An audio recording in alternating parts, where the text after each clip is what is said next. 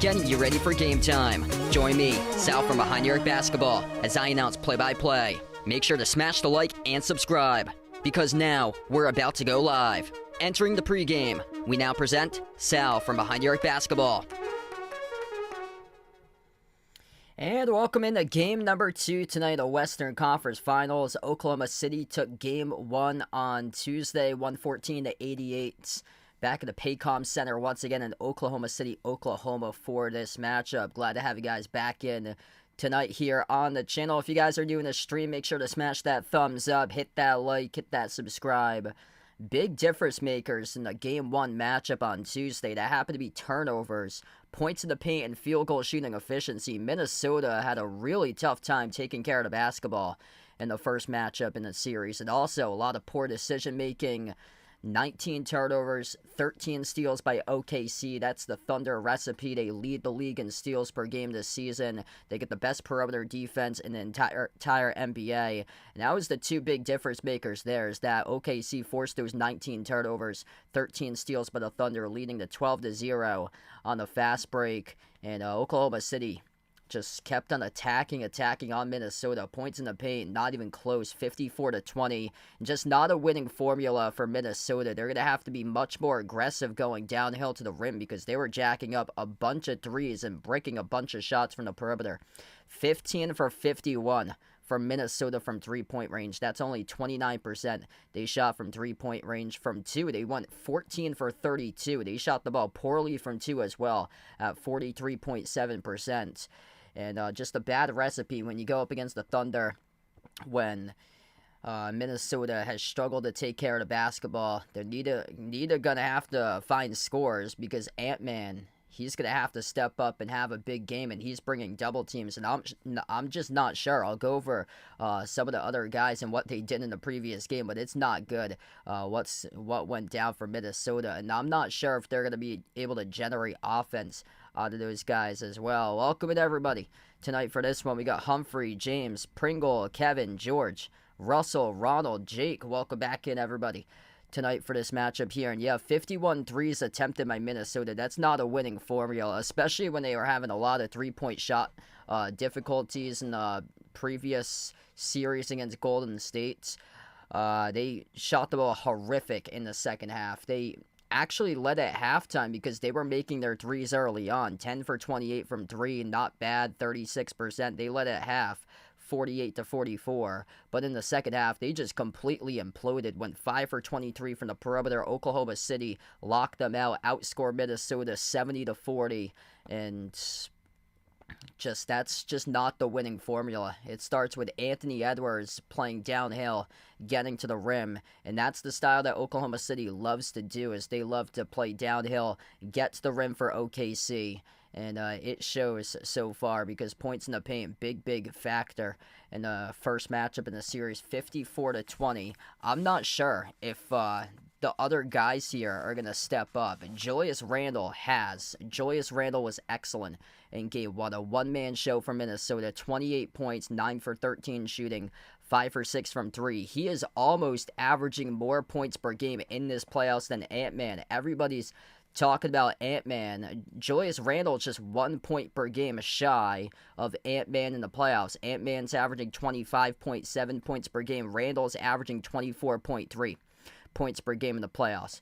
But this is where everybody else has to start to show up for Minnesota to help out the team flip the script here and pick up a win, even up the series in game 2. Ant-Man has to show up, which he's having a lot of struggles this season against the Thunder. He's getting blitzed, constantly bringing out double teams, constantly gone his way, and he's having a tough time there as he's constantly getting blitzed. An underwhelming game, finished with 18 points on just 3 assists, 4 turnovers, and he's had a lot of issues in the all-time history against the Thunder, so not a whole lot of analysts bring it up here, but I did the research. 19 games in his career between the playoffs and the regular season for Ant-Man against OKC. And those 19 career games for Edwards, Edwards is averaging just 20.6 points per game. He has just one 30-point game in the 19 career games against Oklahoma City. He was held at 22 points per game in the regular season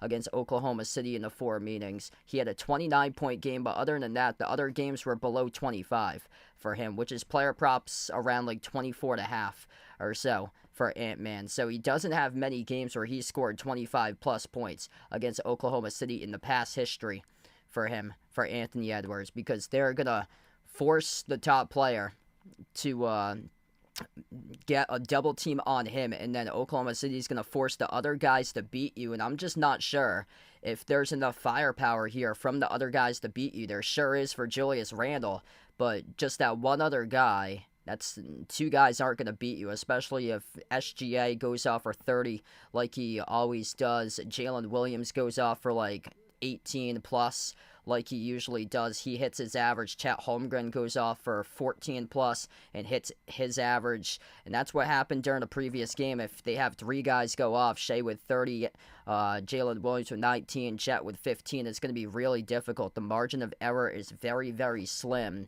for Minnesota to win this game, because you got to get production, and you don't have any sort of front court scoring by your big man. Rudy Gobert was pathetic. 2 points, 1 for 3 shooting. That's the weak spot for Oklahoma City, is to attack down low. Randall at the 4 spot dropped down 28 in the last game. You got to have some sort of production out of your 5 guy in the lineup. It was just awful for Rudy Gobert. He's averaging 8 points per game in the playoffs. Needs something out of a guy who's averaging 12 points per game in the regular season for Rudy Gobert. Mike Conley, bad game as well. 7 points in 23 minutes, age 37, at a career low, averaging just 7 points per game in the playoffs. He's barely been attempting shots in this playoffs for Mike Conley. Jaden McDaniels had himself 7 points. That's quite underwhelming for him, because he's more known as a defensive wing. So those are your 3 starters there. Oklahoma City is just going to keep on bringing the double teams to Ant. That's going to force Randall to put the ball into the bucket, but the other 3, I'm not sure if you're going to be able to generate any offense out of these other 3 scores. Rudy Gobert, Mike Conley, and Jaden McDaniels, and that's where we have to turn to the bench, where it was really, really bad as well. Naz Reid had a terrible game. 4 points in 28 minutes, 1 for 11 shooting, didn't even make a 3, went 0 for 7 from the perimeter. He wasn't even squaring up to the rim to attempt threes. It was that bad. He was just tossing up bricks as soon as he got the basketball. He was just hoisting up threes for Naz Reid, not even focused on where the rim was. It was a terrible game by Naz Reid. He has regressed in these playoffs, just flat out awful. He single-handedly shot Minnesota out of the game in game 1 for him. Last season he was named 6th man of the year. This season he actually averaged a point higher in the regular season than he did last year when he won 6th man of the year. Career best 14 points per game for Naz Reid. Last year he was around 13.5, but in the postseason he has gone downhill. He had a great start against the Lakers in the first round series, but right now in the playoffs, averaging 10 points per game right now for Naz Reid, as he keeps on hitting the under constantly in his player prop. He's had an off playoffs since the start of the month of May. And then Dante DiVincenzo was a no-show as well. 9 points on 3 for 14 shooting, 3 for 12 from the perimeter. And this guy had a 30-plus point game last year against the Pacers in the second round series when he played for the Knicks. He averaged 23 points per game in that series. But yeah, he's not going up against the Pacers defense from last year. This is the number 1 defense in the league, the Oklahoma City Thunder. And they took it to these guys. And the winning formula is not attempting 51 threes. So you're not going to get it away against this team that can lock you up. And if you keep on attempting threes and keep on breaking threes, eventually Oklahoma City, they're just going to drive and attack you and wear you down. And that's exactly what happened there. During the first matchup, Oklahoma City goes right at you, look to put you right into foul trouble, and attack the paint and score buckets at the rim. What's good? We got Vegas. Welcome back in, bud. Warren, glad to have you back in. Yeah, that looks like a very likely hit there tonight would be Julius Randle over 20 tonight, and SGA over 28. That's a pretty Pretty good number there for SGA because he's usually a 30-point walking bucket every day. Happy Thursday, Daniel. Welcome back in, man, for this one. We got Bradley. Welcome back in the stream, bud. Anastasia, welcome in. Yeah, good question. I think this game's going to be really close tonight.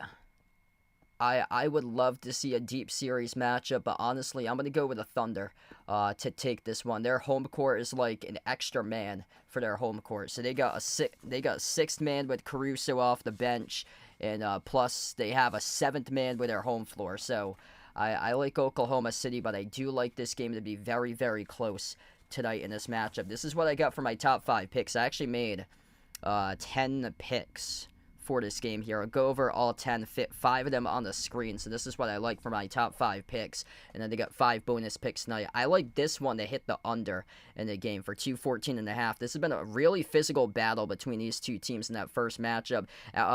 Every single game of the regular season hit the over, but playoffs entirely different. Both of these teams combined for 202 total points in the first game.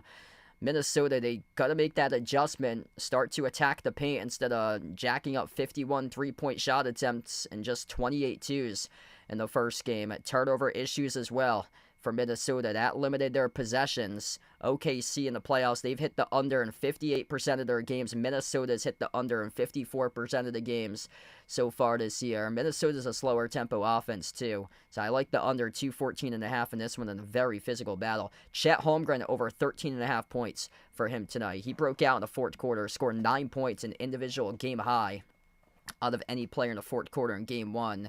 13 points in the second half in game 1 for Chet. He's averaging 15.7 points per game in the playoffs, and I see that number is quite undervalued at 13.5 tonight. He scored at least 14 points in his last 10 out of 15 games, so I like Chet Holmgren to go over 13.5 points tonight. Alex Caruso, been the X factor for the Thunder on this playoff run. I got him over 7.5 points right now, still undervalued. That number should be around 9.5 or 10.5. He is averaging 9.7 points per game in the playoffs. He has scored at least 9 points in 5 straight games. He was big time in that Game 7 win against Denver on Sunday. And then Caruso over 1.5 made threes. He made 3 threes in Game 1 on Tuesday. He's made at least 2 threes in his last 6 of the 8 games. Thunder don't attempt many threes, but he is the team leader in the playoffs, averaging 1.9 made threes per game in the playoffs, just slightly above Lou Dort at 1.8 made threes. So I like Caruso to hit that over made threes tonight, and that's at plus odds as well tonight. And then my final pick for my 5th one is take Ant-Man over 6.5 rebounds. That's one that keeps on hitting as well. He's averaging 8 rebounds per game in the playoffs. He's been out hustling dudes for loose ball rebounds, and he's got at least 7 rebounds in 8 out of 11 playoff games. He had 9 rebounds in Game 1 on Tuesday. So that's my top 5 picks of the night there. T-Wolves Thunder under 214. Chet Holmgren over 13.5. Caruso over 7.5 points. Caruso over 1.5 made threes. Anthony Edwards over 6.5 rebounds. Couple others that I have. I got 5 other picks here. Shai Gilgeous-Alexander over 31.5 points. Honestly, wouldn't shock me here since he was just presented the MVP trophy, and the pregame today was named Shai Gilgeous-Alexander Day. So he's going to respond, have a big game, and he's heard the critics. A lot of people don't like his playing style in Game 1. That's how Shai plays. So crafty, plays downhill, gets the rim for Shai, and a lot of people dislike it. For all the people who come out here and just tune in and watch playoff basketball, they don't pay attention to the Thunder during the regular season, they don't catch the regular season game. All these so-called playoff analysts out there that only tune in for one playoff game in the conference finals when they haven't even watched a single basketball game, and they call themselves a self-proclaimed basketball analyst, just talking about the foul baiting that SGA had or so. Just ridiculous. He plays that style, and he's done it all throughout the course of the season. And right now in the playoffs, his free throw attempts per 100 possessions is actually lower than what it was per 100 possessions in the regular season for free throw shot attempts. So he hears the chatter, and I feel like he's going to respond for a huge game tonight for SGA on his home court. I like Hardenstein tonight in this game too, over 8.5 points. I think he can hit that as well. Minnesota had a lot of tough time defending the roller. Hardenstein backdoor cutting to the hoop. He had a couple alley-oop jams in the opening quarter. Julius Randle for the T-Wolves, over 19.5 points. I like as well. He's averaging 5 points greater than what his player prop is at 24 points per game, and he's been a machine. He's scored at least 22 points in 9 out of his last 10 games. That's one I really like tonight, is Randall to go over 19.5. Jalen Williams over 1.5 steals. That 5-steal game for Williams in game 1. If Minnesota keeps on struggling with the basketball, he's going to keep on racking up steals alongside SGA as well. I've got him over 1.5 steals. He's recorded 3 steals in back-to-back games for SGA, 2 steals each in the last 8 out of 11. So yeah, if Minnesota has issues controlling the basketball like the last game, which they did with 19 turnovers, then there's steals going away right in the favor of the Thunder, with guys like Jalen Williams, SGA, Caruso is up there in the steals column, Lou Dort. They got multiple guys, scrappy defenders, that pick up multiple steals per game. What's good? This guy, welcome in. Thanks for joining in, bud. For this one, Joe, welcome back in, man. That was unbelievable last night. Wild shot. Game for the ages. Tyrese Halliburton, the shot heard around the world. The Reggie Miller choke to the Knicks fans at the end, and then they took it in overtime. Aaron Nesmith, man, was incredible last night. Absolutely awesome last night. We still got storms right now, so I've been hearing a couple rumbles of thunder my way, but I think it's like 15 miles to the east from me. So yeah, it's downpouring over here. It's been downpouring all day. It's like 3 or 4 inches of downpouring rain where I am, but we're at towards the tail end of it, which is good. It wasn't too bad for the winds. Really wasn't that windy today, which was good, because I heard like 40, 45, 50 mile per hour wind gusts, but it really wasn't that bad. It's just like driving home from work, like a bunch of streets were like halfway flooded or so, like tons of puddles out there. A lot of hydroplaning going on. I've actually seen two accidents on the road this past week. I saw a flipped over vehicle on the road on Monday coming home from work, and I mean, my drive coming home from work is not that difficult. It's only like a 15-minute drive or so. And then today I saw this massive truck that's hauling the stack of cars or so, one of those tow trucks that it's like one of those haulers that comes from like a manufacturer that hauls in vehicles or so, that's like newly on the lots. There was a chain reaction crash right behind that today on the opposite side of the road, and that's a road that barely gets any traffic or so. It's a 50 mile per hour road, but it's the road that it's next to. There used to be a mall there, but then the mall closed down like 5 or 6 years ago, and there's not much traffic at all down there. Yet people don't know how to just give people space, I guess. Crazy. What's good, Jason? Welcome back in, brother. What a playoffs it has been. That Knicks-Pacers series, oh my goodness. That looks like it's going to go to 7. Hit us up in the chat who you guys like to win this one tonight, T-Wolves or Thunder. Siegel, glad to have you back in, man. Raining in his heart when he does not see tops here. Hopefully I'll get him out for you at halftime there, Siegel. We're going to tip off in a couple minutes from now. The line went up by a point. Oklahoma City tonight, an 8.5 point favorite coming into this game. BD taking OKC for this one. Welcome in.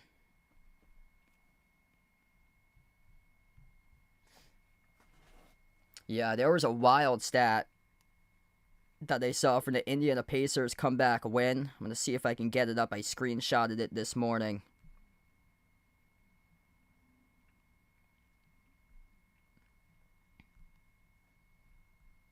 Here we go.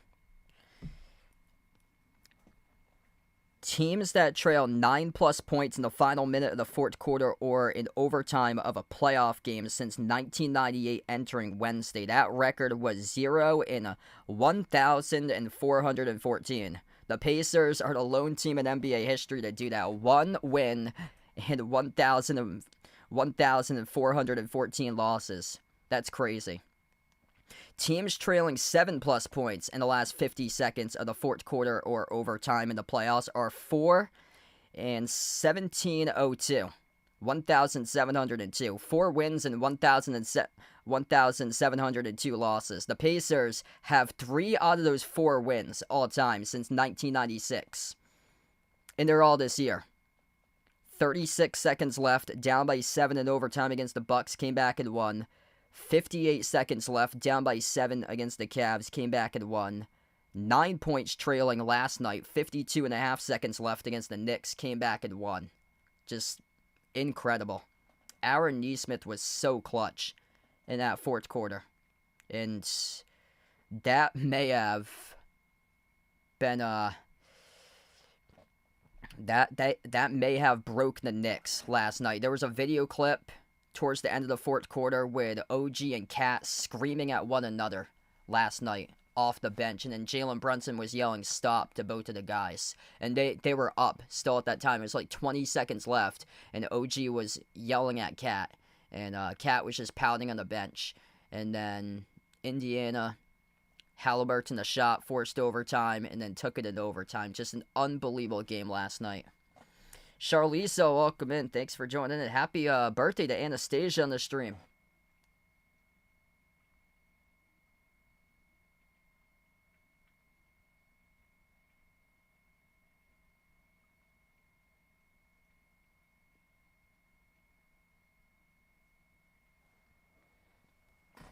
Jeffrey's got the Thunder tonight for this one. Yeah, a lot of people going in the Thunder's direction tonight. Mike Conley, Julius Randle, Anthony Edwards, Rudy Gobert, and Jaden McDaniels.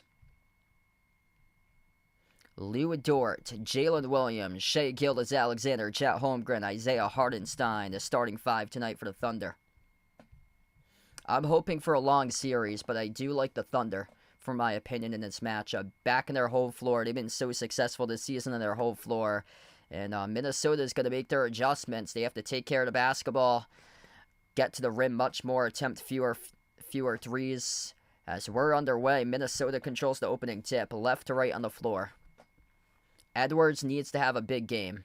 Julius Randle should be able to get his points tonight, but after that, I'm not sure about the 3 other starters, plus the 2 guys off the bench with Naz Reid and DiVincenzo. Everybody has to step up for Minnesota to have a chance. Edwards, bounce pass outside McDaniels. Conley flings it out to the corner. Randle on the 3, missed off the rim, no good. Rebound secured by Jalen Williams for OKC. And that's not a winning formula. Oklahoma City stacking the box, forcing Minnesota to attempt threes, and they break the first one and a tough one from the corner. SGA slides it outside. Dort into the hands to Williams. Dribbles up to the elbow. Outside to Chet. He launches the 3. Off the mark, no good. A rebound secured by Edwards. Possession number 2 in the night here for the T-Wolves. Edwards crosses midcourt. Edwards drove in the fewest amount of possessions in the entire playoffs in Game 1. Kick out to the corner, McDaniels. Off to Conley. Dribbles up. Jumper. Deep 2. Off the mark. No good.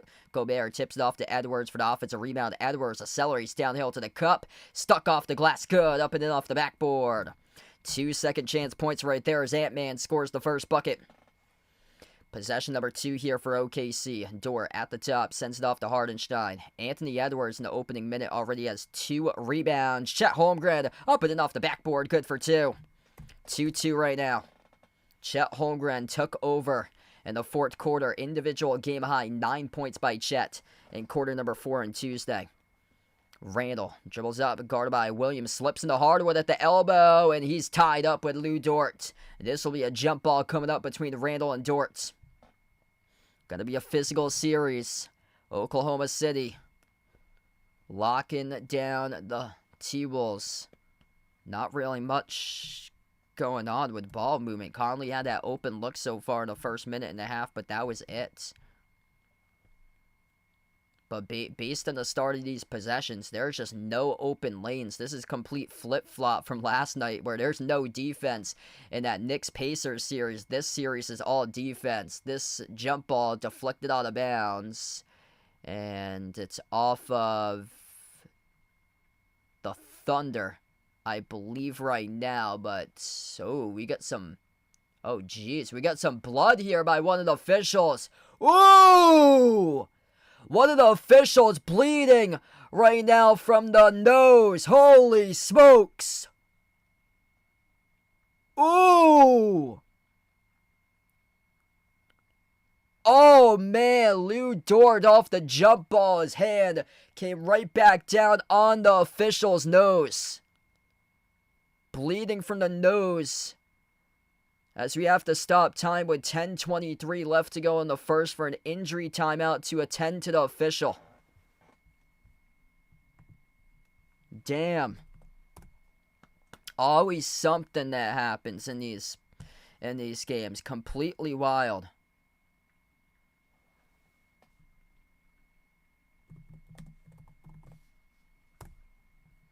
Got some blood by the refs to start off this game 2.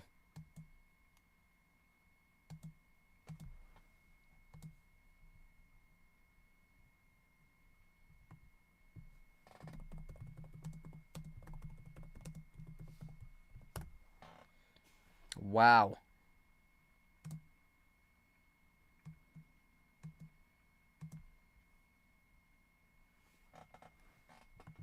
So right now, the clock is stopped, 10:23 left to go as we just started off this game.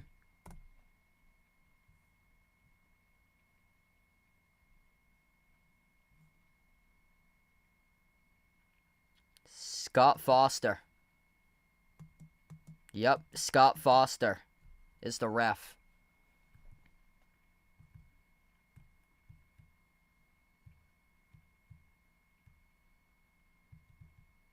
So Scott Foster and Tony Brothers, the two refs on the call tonight. It's Scott Foster.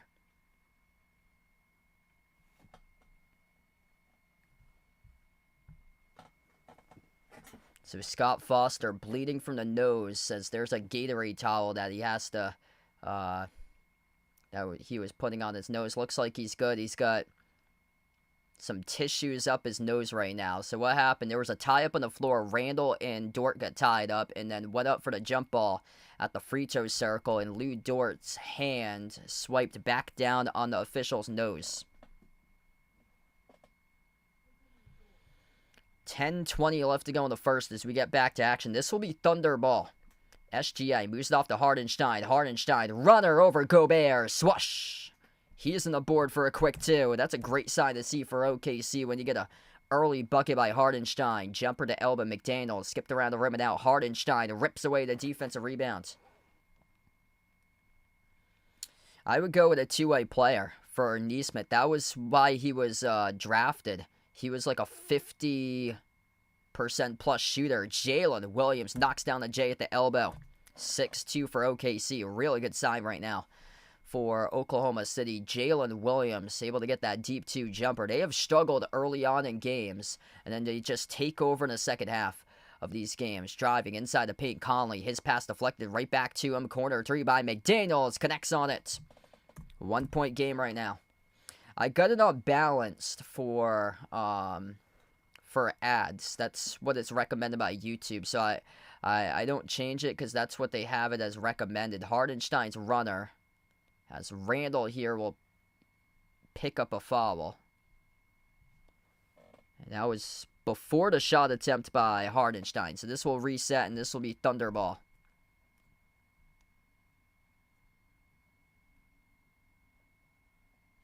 Yeah, Oklahoma City's had some tough times knocking down deep jumpers. So this is a good sign that they've made a couple so far from 10 plus feet out in this game. Lou Dort on the 3, missed off the mark, no good. A rebound secured by Gobert. Down by 1 for Minnesota. Edwards at the top. He takes on Jalen Williams. Edwards dribbles up, flings it out to the corner. Mike Conley on the 3, off the back from no good. Holmgren secures the defensive rebound. SGA around the perimeter, takes on Randall. 12 on the timer. Shea, up fake. Shea, kick out, corner. Holmgren outside finds Williams, cutting, jumper, fall away, mid-range, drills it. It's a 13-foot Follow by Jay there by Jalen Williams. Jalen Williams right now so he's got 4 at the moment. Edwards receives the handoff from Gobert. Jumper, deep 2, drills it. Back and forth we go. Ant-Man. Up to now 4 points tonight. Scoring start to pick up Carly. Oklahoma City with possession. Jalen Williams sends it on top off to Hardenstein. Hardenstein off to his left, bounce pass to SGA. Gillis-Alexander, jumper, baseline, follow away, connects on the jumper. Got some good shot making so far this game. Playing in the role of OKC right now for a team that loves to attack the rim, score layups, get points off fast break transition. This is a really positive sign to see for the Thunder so far in this game, hitting a lot of deep 2 jumpers. Randall missed off the mark, offensive rebound back to Randall. Randall underneath, missed off the glass again, contested by Hardenstein. A third rebound, Randall again missed, looking for the call, but the officials couldn't get one. Up the floor off to Jalen Williams. Huge rejection by McDaniels with a block. Holmgren, shovel pass down low. Lou Dort scores up and off the glass. 5-point lead for the Thunder. Oklahoma City making an effort to push the ball up the floor in this T-Wolves squad. Just 3 for 10 shooting by Minnesota. Conley on a 3, drills it. Really needed that right there on a Mike Conley. 12-10, 5 minutes into action. 2 for 4 from the perimeter. Williams drops it off for Hardenstein. Runner missed at the baseline, no good. Deflected out of bounds. And, they got a foul here. Charge to SGA on a loose ball, battling with Gobert. Jalen Williams got knocked down as Jalen Williams right now is rolling around on the court. As we're going to take the first timeout in action right now. 12-10 with OKC up by 2. Got some scoring right now starting to pick up in this game. What was a brick fest to begin that game 1.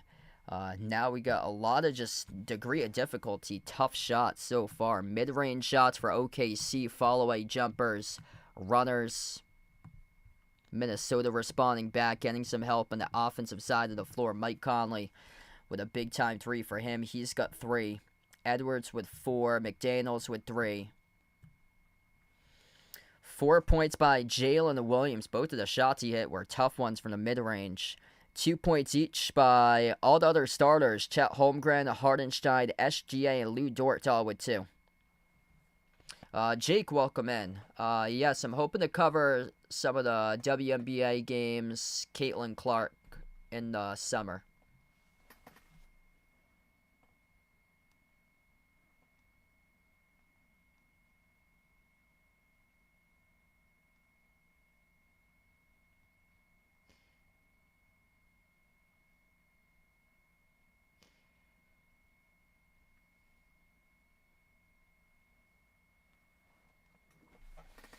If you guys are new in the stream, smash the thumbs up, hit the like, hit the subscribe as we go to the first time out in the night.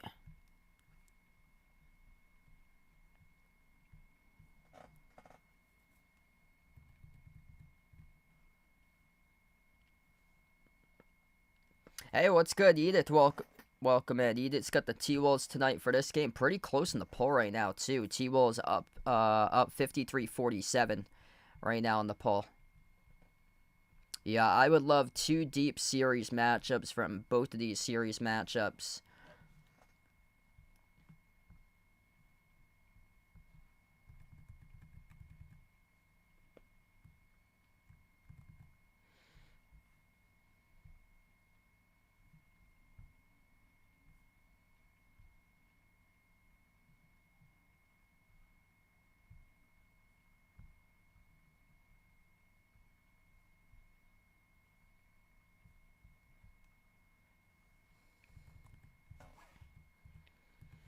Once again, points in the paint started to become uneven. 8-2 points in the paint for OKC.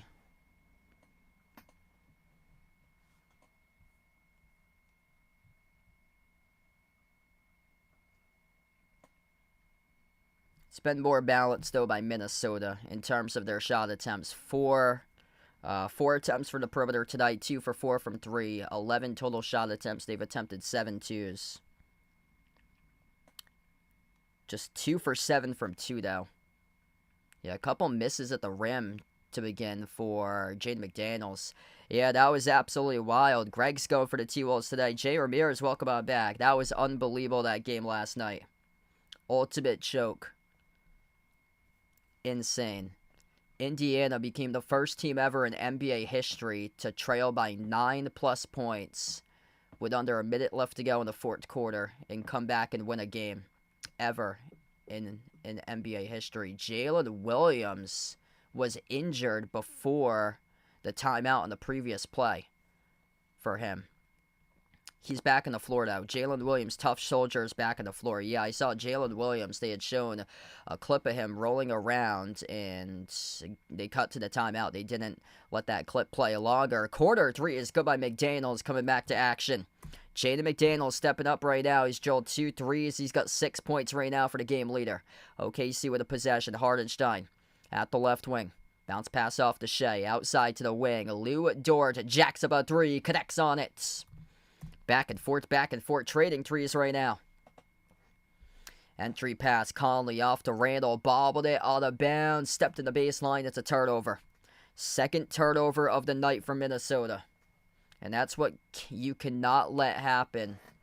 At least it wasn't a turnover in the court. It was an out-of-bounds turnover, because if it's one of those that leads to a steal in the court, you know Oklahoma City just so fast, so fluid in transition that they're going to get numbers and they're going to break on that ball and score out in transition. So luckily that was not in the court of play, but they've got 2 turnovers tonight. It's all about taking care of the basketball in this series. I'm going to go to Thunder tonight in this game. They're back on their home floor. I feel like their home court's like a 7th man out there, but I do like this one being a close game. Shovel pass, Williams off to Hardenstein, missed a runner. Edwards collects the defensive rebound. Honestly, wouldn't mind if Minnesota wins this game, because I would love a deep series between these two teams. But for my prediction, I do like the Thunder very close in this game to win, like 100-97 tonight. Corner 3 missed off the mark by McDaniels. They've gone to him quite a bit. He leads the way with 6 points. Jalen Williams slows it down. Under 5:40 left to go in the first. Williams off the Hardenstein screen. Dribbles up to the key. A jumper. Fall away. Williams. Swoosh. Getting to his spots right now for J-Dub. It's 17-13. That was incredible last night. Keith, welcome back in. Jumper deep to Edwards. Off the back room, no good. Gobert taps it off the glass. Rebound hauled in by Williams. Jalen Williams start a takeover here for the Thunder. Into the hands to Shea. Shea puts the ball into the hands to Williams. Drives. Kick out corner. Wallace outside off to SGA. SGA dribbles up downhill to the rim. Kiss off the glass. He scores. Up and off the backboard. 19 of 13 for Oklahoma City. 7-zip run by the Thunder. James, welcome back in, man. Pepe, welcome in. He's taking the Thunder tonight. Hit us up in the chat who you guys like to win, Thunder or Minnesota's. Rudy Gobert struggling with a physicality. Couldn't put it into the bucket as he missed it off the back rim on a 5-footer. Rudy Gobert, his offense turned it into cat right now, struggling with a physicality as we get another jumper banked right in for 2 more by Shea Gilgeous-Alexander. 21-13 for Oklahoma City. 9-zip run in a 2-minute and 15-second span. SGA is hunting down that mismatch. That's a 1-on-1 versus Dante DiVincenzo that he just scored right over. Hey, happy birthday to your mom tomorrow, Jason. Andrew, welcome in. He's got the Thunder for this one. Inbound goes back to Ant-Man. Edwards sends it off to DiVincenzo. DiVincenzo over Chet Holmgren with a right-hand layup. That finally snaps a 9-zip scoring drought. 6-point game right now. As we approach the 4-minute mark left to go in the first, Shea sends it off to Holmgren. Holmgren at the left wing. Slides it down on top off to Isaiah Joe. First time on the floor tonight. Dribbles up at a low block. Fall away. Chet missed it off the rim short. Gobert collects the defensive rebound. Edwards jacks up a 3 from way outside. Off the back rim, no good. That's not a good shot selection there by Ant-Man. A 30-footer that the ball was only touched by him going up the floor in transition. Shea going into contact. He gets Gobert. It's going to be 2 free throws coming up. A lot of people disgusted on social media after watching the last game, saying that Shea Gilgeous-Alexander was getting way too many foul calls. Well, my take on it is that he's averaging around 9 free throw attempts in the playoffs, where he's averaging just a tad under 30 points per game. Other guys that's done the same in the playoffs, averaging around 30 in the playoffs, being James Harden and Joel Embiid. Both of those guys averaged around 11 to 12 free throw attempts per game. So SGA is averaging around 2 or 3 free throw attempts fewer than prime James Harden back in 17, 18, 19, and Joel Embiid back in 21, 22, and 23. SGA buries both of them at the line, 23 to 15 for the Thunder. T-Wolves with possession. Nickeil Alexander-Walker, first time on the floor. He's a cousin of SGA. On top finds Edwards. Bounce pass off to Gobert. Hand off Edwards. Left baseline dribble on Holmgren. Blocked by Holmgren. Ant-Man looking for the foul call. Couldn't get it. As here's a three. No good. Skipped around the rim and out. Missed by Naz Reid. Edwards had it stripped going up. And SGA comes out with a loose ball steal. SGA attacking the paint. Stripped to the bounce. It's going to say Thunder ball. And SGA thought that he was fouled right there. Got a big rumble or thunder in the background. So yeah, if you guys are watching this stream right now, we're in we get some pretty bad rain, downpouring rain, thunder, and lightning from time to time. Inbound off the Chet. His three came off the rim short. So it goes back to Minnesota. Naz Reid's got to do something. I mean, he is way off in this playoffs for him. DiVincenzo and Reid, they're both on the floor together. Ant-Man finds DiVincenzo, open three, and he drills it. That definitely helps out the cause. 23-18. OKC with possession. SGA dribbles up. Free throw circle. Outside finds Holmgren. Holmgren at the top. Couple three-point shot attempts he's missed. Spin cycle. Down low. Jets goes up. Gets fouled. 2 free throws coming up. That is on Nickeil Alexander-Walker. That is who committed the shooting foul. And Chet Holmgren will have 2 free throws coming up after the timeout. 23-18 right now with 2:38 left to go in the first as we head to the timeout.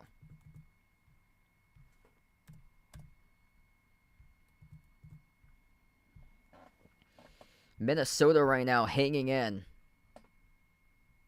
But SGA starting to take over. Him and Jalen Williams been excellent tonight. That timeout was charged to the T-Wolves. They're first. Is it a strong nor'easter? It's not that bad. So it's like 35, 40 mile per hour winds, but it's not like 60, 65, 70. Like I've seen much worse. There was a storm we had like right before Christmas back in December. It was terrible. Like I was at work and it was so bad that I decided to like wait like 2 hours and not even drive home, and it was so bad.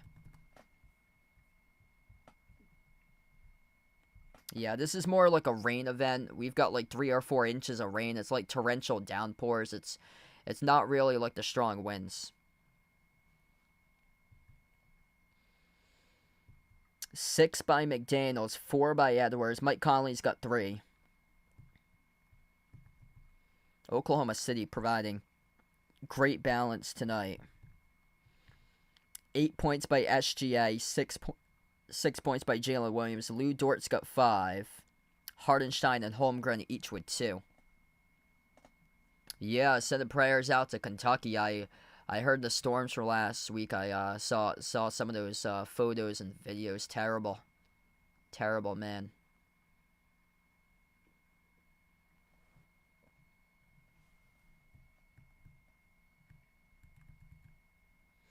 Yeah, the ball movement looks better tonight for Minnesota. They've had a couple possessions where they've really been able to zip the basketball around.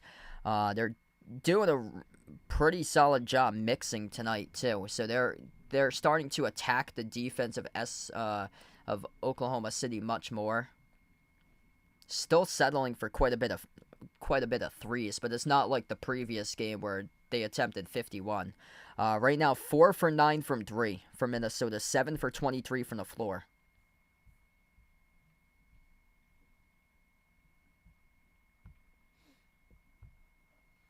They're having a tough time, though, finishing at the rim. Couple missed shots by Randall. in this game. Randall has been held scoreless, 0 for 4 shooting, nothing for him so far. Gobert's had a tough time finishing at the rim. But DiVincenzo stepped up. He's got 5 points so far. DiVincenzo able to step up. He's the number 2 scorer behind McDaniels with 6. Edwards has 4. McDaniels has got a couple of corner threes. Hey, what's good, Jimmy? Welcome in. Maybe during the halftime. I'll see if I can bring out the tortoise. Marcus, welcome back on board. Yes, so I think the Celtics are going to be quite active in making moves. Probably trading guys like Porzingis and Drew Holiday. I've heard Jaylen Brown's name be brought up too. He's got a ton of trade value. I hope it's not Derek White.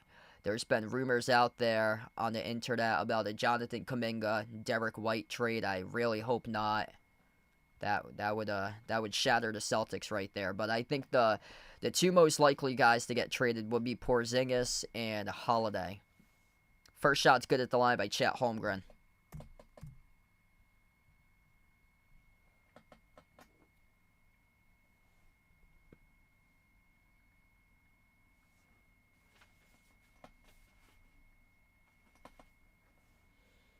Second shot's good. 4 points right now for Chet. 7-point lead for OKC. Crossing midcourt with Randall. Randall's guarded by Caruso. First time on the floor tonight for Caruso. It's Caruso, Isaiah Joe, Kaysen Wallace, Chet Holmgren, and SGA. The 5 in the court. Edwards puts up the shot inside the key. Right over Kaysen Wallace. It's good for 2. Big response there for Ant-Man. SGA, right baseline dribble. Dish outside to the wing. Wide open 3 by Isaiah Joe. He missed it off the back rim. Offensive rebound goes to Wallace. Caruso at the left wing perimeter. Puts the ball into the hands to Chet. Hand off to Joe. 2 minutes left to go in the first. Joe, pass off the roll down. Chet Holmgren soars up, and he's able to put it up and in for the bucket. 7-point lead for Oklahoma City. Constantly attacking the Minnesota defense. And they're without their center right now. Gobert on the floor. Randall up fake in the corner. Drives on Chet. Kick out. Corner 3. Nikhil in the air. Drills the triple. That's a major 3 from the corner by Nikhil Alexander Walker. 5 for 10 from 3-point range. They're shooting the 3 really well. Oklahoma City shooting just 1 for 5 as they keep on attacking, playing downhill. Chet Holmgren going to the rim again. Will draw the shooting foul. Holmgren goes down to 1 knee in a little bit of pain right now. He's going to need a moment. 2 free throws coming up for Chet. It's on Naz Reid, who's picked up the shooting foul. And Naz Reid having a really tough playoffs.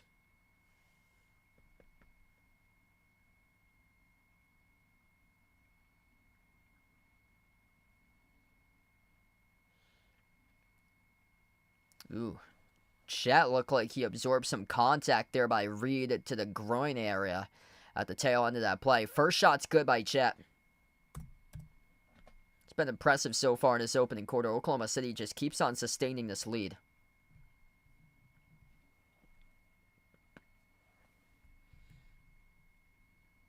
Zero free throws from Minnesota. Oklahoma City is a perfect 5 for 5 at the line. Second free throw is good. Now a perfect 6 for 6. It's just their downhill attacking style. That wears you down when you play a complete 48 minutes against this Oklahoma City squad. That type of style really just wears down the defense. The lob gets sent to Edwards. Edwards at the far side corner takes on Kaysen Wallace. Edwards dribbles up, bouncing bodies off Wallace. Deep 2 jumper off the rim, no good. SGA collects the defensive rebound. Gildas Alexander has it up the floor. Shea at the top, fires a bullet down low. Holmgren, kick out, corner 3. Kaysen Wallace off the back rim, no good. A tip to the bounds off of Holmgren. Chet Holmgren, though, showed up to begin this game right now. He's got himself 8 points, tied with SGA for the team leader. Minnesota with possession. Final minute left to go in the first. Reed puts the ball into the hands to DiVincenzo. DiVincenzo finds Edwards on the outside. Bounce pass off to Randall. Randall backs his way. Double team. Gets it off to Edwards. Edwards accelerates to the rim. Edwards right over Holmgren. Up and off the glass. Good for 2. 29-25. There's a big bucket right there for Ant-Man. Outside to the wing. Wide open three by Cason Wallace. Left it off the back iron. No good. A rebound secured by Edwards. Anthony Edwards stacking up the rebounds. That's now 6 rebounds in the opening quarter. If he had his player prop for over 6.5 or 7.5, looking really good tonight in this matchup. Quarter 3 by Anthony Edwards. Halfway down, rolled around the rim and out to rebound secured by Shea. SGA, couple of rebounds recently for him. He's up to 3 boards now. Final possession to close out the end of the first. SGA, edge of the midcourt logo, dribbles up top of the key, lobs it cross court to Kenrich Williams. He jacks up a 3 off the rim, short at the buzzer. And we close out at the end of the opening quarter. 29-25, Oklahoma City. A 4-point lead at the end of one. Good start here in this first quarter. Great game we got currently. Minnesota's hanging in. Oklahoma City controlling that first quarter, but the T-Wolves are hanging right in the balance with OKC.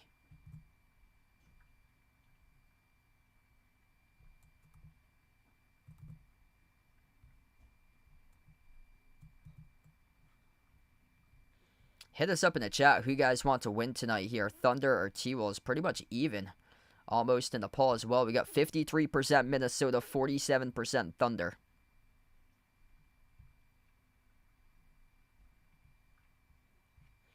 Jeffrey has got OKC by 12 tonight. If you guys enjoy the stream, keep on smashing up the thumbs up as well. Hit the like, hit the subscribe. 8 points by Chet Holmgren and SGA. Great start by those two guys tonight. Jalen Williams with 6 points. 5 points by Lou Dort. Hardenstein's got 2.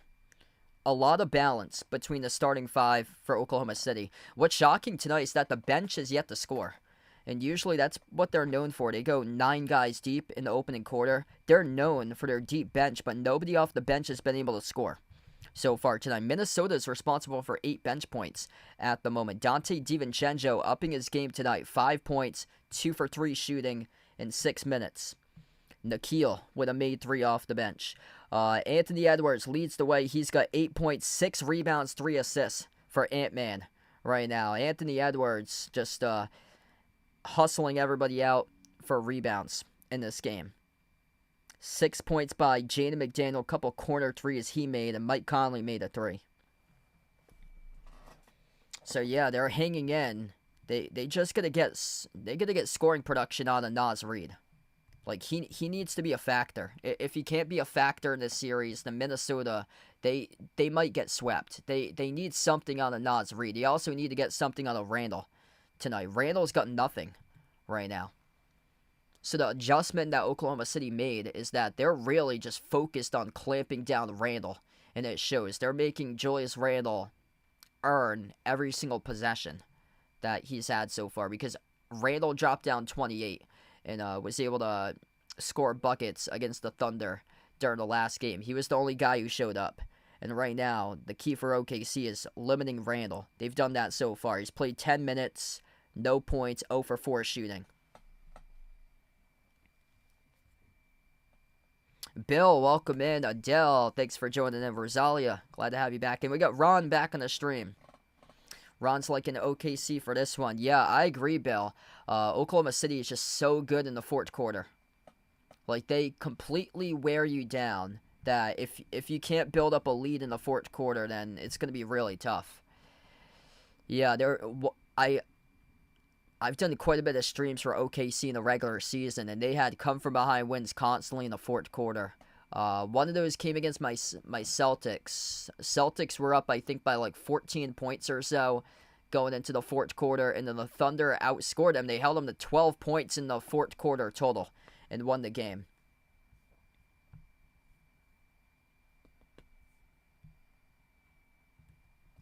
$14 to 8 points in the paint in favor of OKC as we start off the second quarter. Minnesota left to right on the floor with possession. Naz Reid takes a 3. No good off the mark. A rebound secured by Wiggins.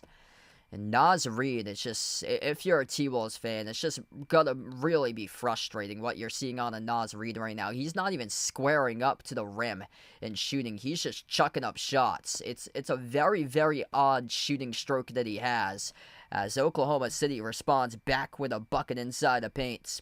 Jalen Williams up and good. It's through for two. Caruso jumped the root, almost came up with a steal. They're gonna roll it. Kicked ball violation, though. Yeah, totally. I agree with you there, Jay Ramirez. Like, this OKC team's a bunch of athletes. Super deep. Don't worry, be happy. Welcome back in. He's liking the Pacers to win it all. That's going to be a really interesting series. Top offense, in my opinion, in the league. Indiana going up against the top defense, OKC. That should be an incredible series. Both of the top two deepest teams in the NBA. Naz Reid finally scores as he takes it inside the low post, up and through, and scores the bucket. Jalen Williams, drive, kick, Caruso, extra pass off to Holmgren on top, off to Wiggins, straight line dribble, a kick out to the wing. Open three by Cason Wallace, off the mark, no good, deflected for the loose ball, rebound, picked up by Wiggins for the new 14 in the shot clock. Naz Reid got out-hustled by the smaller Wiggins. Bounce pass, left corner, Caruso on a three. And we have an offensive foul charge to OKC. Yeah, this is really going to be frustrating for Minnesota fans with Naz Reid in the playoffs. An illegal screen there set by Chet Holmgren. Holy smokes. As we get some lightning outside my house right now. 10.5 left to go before halftime. 2 turnovers for both of these teams. Much better game tonight for Minnesota in terms of the turnover column. Conley at the left wing. Dribbles up, drive, skip pass. Right corner McDaniels finds Reid. Reid, a runner. Got it. Up and in off the backboard. That was an off-balance runner that he scored there for 2. 31-29. Andre, welcome back in. 12 zip bench points for Minnesota. It's not what you probably expected going into this game, considering the depth of the bench for OKC. Corner 3, Caruso off the back from no good. A rebound secure by Reid. Up the floor finds DiVincenzo. DiVincenzo weaves his way towards his left, shovel pass to Randall. Randall yet to score so far. DiVincenzo on a 3, and he rips one in the cylinder. It's a lead change. Minnesota up by 1. Dante DiVincenzo showing up tonight. 7-zip run by the T-Wolves. Jalen Williams at the free throw circle, turnaround jumper, 15-footer, rattles in, good for 2 for J-Dub. Great start tonight by J-Dub, hitting a lot of deep jumpers in this game. 10 points for him, 5 for 6 shooting in 10 minutes. Reid, kick out to the corner. Into the hands to DiVincenzo, jab step, bounce pass off to Reid at the low block. He takes on Chet, outside DiVincenzo, catching fire on a 3, missed off the mark. And the rebound gets secured by Jalen Williams for OKC. Approaching the 9-minute mark left to go before halftime. Chet Holmgren buries the triple. 4-point advantage right now for Oklahoma City. The big boy stretches out the floor at 7'1" for Chet. He's got 11. First made 3 of the game right now for Chet. DiVincenzo sends it on top. Nickeil launches the 3. Nickeil, Alexander Walker responds right back for the 3. Back and forth we go right now. 18 points off the bench by Minnesota. OKC still looking for bench points. Jalen Williams fires a bullet left corner into the hands to Wallace. Wallace baseline dribble got stripped as the ball got poked loose out of bounds.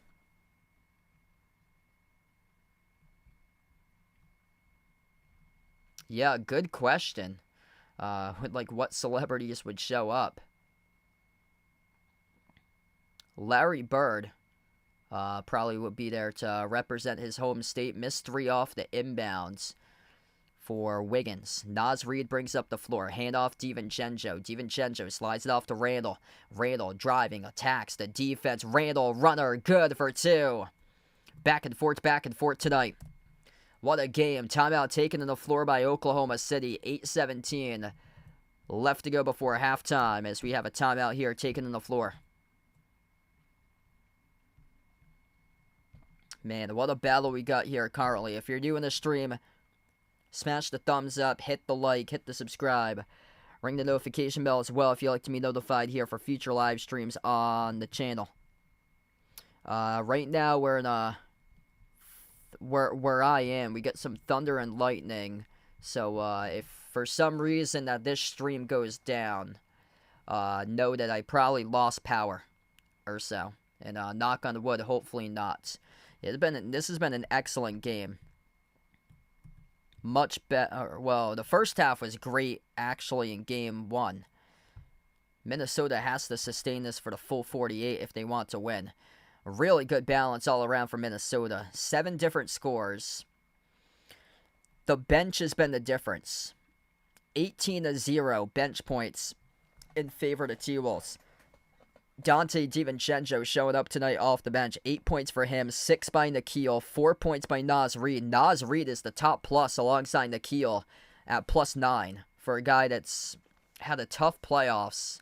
Looking like his self during the regular season.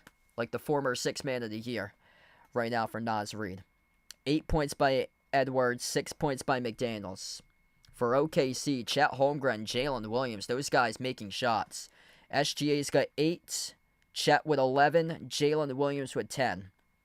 5 points by Lou Dort, Hardenstein with 2. And rest of the bench, they've gone 10 guys deep, 5 guys off the bench. Nobody scored off the bench. Caruso, shockingly, is a -8 right now. And he's scored double digits in 5 straight games. Still got a long way left to go, but Caruso's a -8 tonight, which is very strange.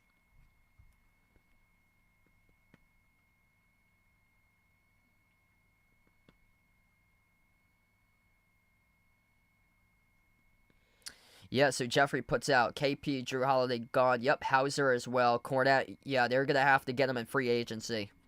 And big decision by Al Horford whether he's going to retire or he'll be picked up in free agency once again.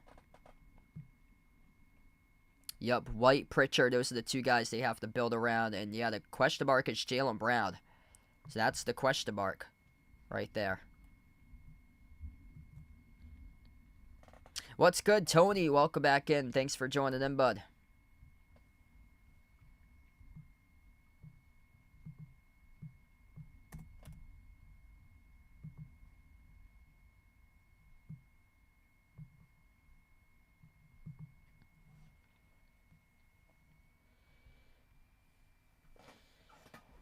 Hoping this thunderstorm doesn't knock me offline right now. That's what I'm praying. I want to cover a great game. Second thunderstorm of the year where I am. We got one a couple weeks ago. Kind of odd. It was 45 degrees today. Yeah, they're getting 6 inches of snow up in the presidential range tonight in New Hampshire. So some of those places, Kangamingus Highway, Route 112, North Woodstock, Berlin, Gorham, Waterville Valley, they're getting some snow up there, up in the White Mountains right now, later into tonight. Up to 6 inches in some parts. Mount Washington going to get hammered with snow. It's like 15 degrees over there tonight. We get back to action. Wiggins slides it off to Jalen Williams. He jacks up the 3 around the rim and out. Offensive rebound comes back to Wallace.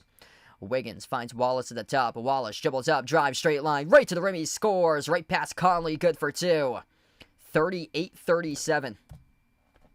Yeah, 45 degrees where I am today. Very, very chilly rain. Up in New Hampshire, like not even like towards the mountains, but like inland in the lakes, it was like 38 degrees up there. And then further north into the mountains, it was below 32. Caruso off the steal in transition. Bang, bang by Alex Caruso. He's on the board. 41-37. That's where they make you pay when you turn over the basketball. Oklahoma City does their damage off the fast break. First 3 points off the board for Oklahoma City off the bench tonight. Caruso deflects the pass towards the wing out of bounds. It was picked off by SGA. SGA with an incredible steal in the corner. Caruso off to Williams. Back to Caruso with a made 3. Shai Gilgeous-Alexander with his first steal of the night, setting up that fast break transition.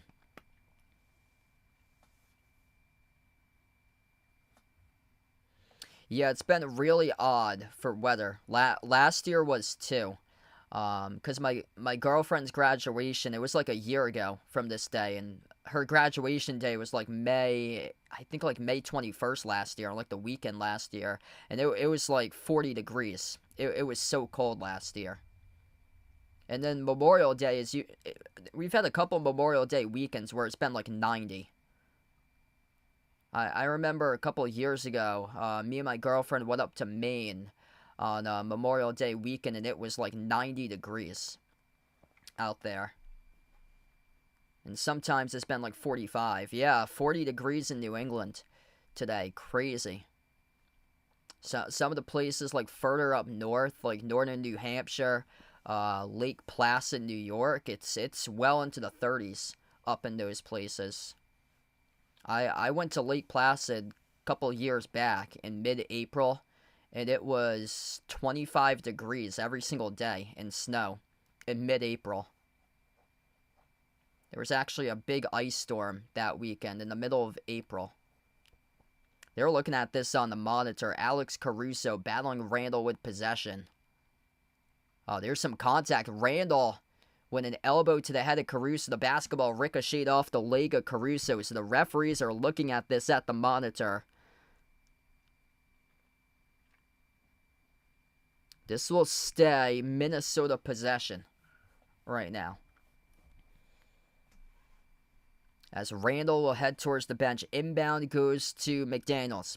McDaniels in the floor with Edwards, Gobert, Reed, and Conley. Edwards at the top, dribbles behind his back, off a double team. Edwards drives on the Wallace inside the key as they stack the box outside to the wing. Mike Conley open three, no good off the back rim of Hartenstein with a defensive rebound over the back foul. Charge to Minnesota.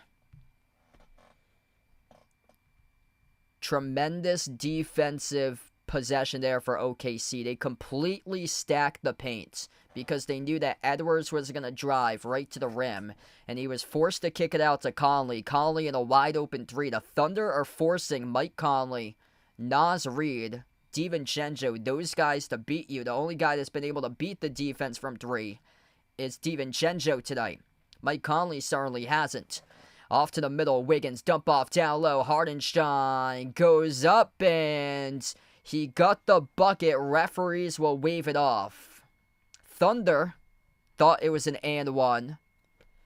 You got to be careful here if you're Naz Reid. That's another foul. That's three. That's three right now for Naz Reid for personal fouls. Back-to-back fouls by him, winning a 15-second clip. Had the over-the-back foul and just had that one. So Naz Reid goes back to the bench. 9 minutes, 4 points, 3 personal fouls. Caruso inbounds it off to Hartenstein. It's Caruso, Hartenstein, SGA, Wiggins, and Wallace. The five in the court for OKC. Skip pass out to the wing. Wiggins off to Wallace. Takes on Edwards. Jacks up the three over Edwards. No good off the back rim too long. Long rebound controlled by Randall. They look to run with it. McDaniels inside the paint, scores up and off the glass. That's what you got to do. Oklahoma City's defense wasn't back in transition as they collected a long rebound, took it a distance, bounce pass off to the middle. Caruso, mid-range, connects on it. Alex Caruso off the bench with 5. Just going to take whatever the defense gives to him right there. A lot of space in the middle, miscommunication by Minnesota trying to pick up Caruso in a 12-foot runner. 6-2 off the fast break tonight in favor of OKC. Conley slides it off to the wing into the hands to Edwards. Edwards trying to do too much there. Pass across the floor. Broke it up by Wiggins. Luckily, ricochet back to McDaniels. Corner three. Edwards swishes it. 1 point game right now. 43-42. That's a lucky possession there for the T-Wolves. Mackenzie, thanks for joining in. Glad to have you in the stream. Mackenzie's liking the Thunder. Hit us up in the chat who you guys like, Thunder or T-Wolves. They keep on giving him the mid-range. Alex Caruso, 2 more. 45-42 OKC. Caruso with 7 points in 9 minutes tonight off the bench. Edwards at the top of the key. Steps into a 3 over Hartenstein. Skipped around the rim and out. Hartenstein tracks the rebound all the way down in the paint. SGA has it up the floor. Approaching the 5-minute mark left to go here in the second. SGA at the top of the key. SGA takes the 3. Blocked by McDaniels. Minnesota has it back. Chance to tie with a 3. Chance to pull with a 1 and with a 2. Ant-Man guarded by Wallace. 1-on-1. Ant-Man lobs it off to Randall backs his way at the mid-block. Randall bouncing bodies off Wiggins. Skip pass across the floor, picked off. Intercepted by SGA. Out to the races, takes on Edwards at the low block. SGA, fall away, jumper, off the rim, no good. Gobert rips away the defensive rebound. Physicality picking up right now, surging right out of the pack. It's Anthony Edwards who scores the layup plus the foul. It's a 1-point game, 45-44. And one coming up here after the timeout for Ant-Man. Anthony Edwards surging right out of the pack, taking it the distance. He blew right past 4 defenders right to the rim. And it was SGA from behind who got him on the shooting foul. Timeout here taken as we'll be back in a matter of moments. What a game tonight. Oklahoma City with a 1-point lead despite shooting 3 for 16 from the perimeter in this first half. Minnesota dialing up the threes, 8 for 18. This will be the first free throw of the game by Minnesota coming up. The Thunder are a perfect 6 for 6 at the free throw line. The T-Wolves yet to attempt a free throw until Edwards will have the and one coming up. Points in the paint looks much more even right now. 20-18 currently. Points in the paint for OKC. And not that bad for turnovers tonight for Minnesota. A couple possessions that they got lucky on. 4 turnovers for the T-Wolves, 2 turnovers by the Thunder. Where this game could be won could come down to fast breaks. 6-2 fast break points for OKC.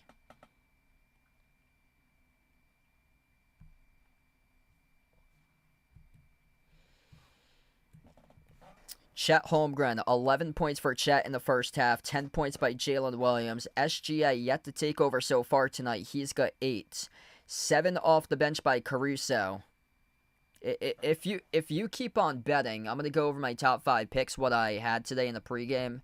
Number 3 right there is what I got, Alex Caruso, over 7.5 points. If you're a sports betting person out there, keep on betting Alex Caruso as long as his over player props at 7.5, 8.5, 9.5. He scored 10-plus points in the last 5 straight games for Caruso. He's taking whatever the defense is giving to him, and he's knocking down the open shot. So if you're a sports betting person out there, I'd highly recommend keep on smashing the over for his player prop for Alex Caruso, because his player prop should be around 9.5 or 10.5 points on the over-under. It's at 7.5 for him. That's way too low. He keeps on being undervalued throughout the playoffs, and as long as he keeps on being undervalued, there's a good opportunity to make some money for people out there who enjoy being able to make a revenue or so doing it through sports betting. So that's a golden opportunity right there. If any of you guys do sports betting, with a recommendation that I highly would take, because I've been taking for my top 5 picks for like the last couple of games Caruso over the points, and it's been at 7.5 and 8.5, and he keeps on hitting it every single game. He gets 10, 11, 13, keeps on hitting every single game for Caruso.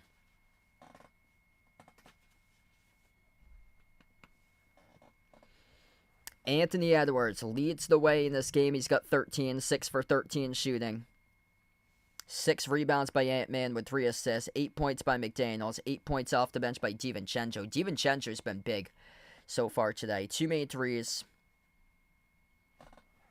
18-9 in bench points. At one point, it was 18-0 bench points for Minnesota. Caruso's got 7, and then 2 off the bench by Cason Wallace.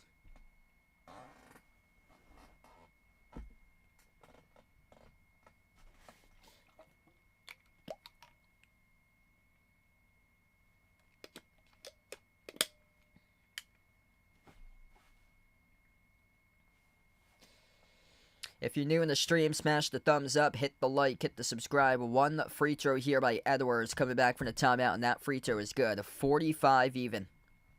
Thunder with possession. 4.5 left to go before halftime. Jalen Williams on the floor to Caruso, Lou Dort, SGA, and Isaiah Hardenstein. T-Wolves look like this on the floor.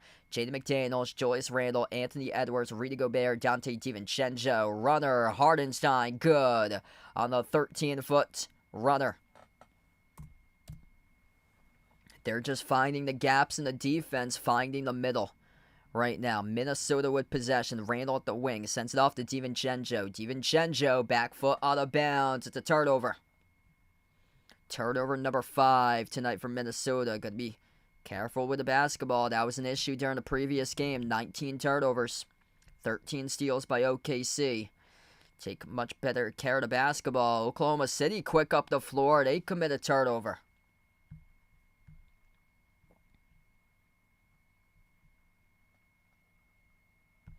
So back it will go in Minnesota right now. Under 4 minutes left to play before halftime.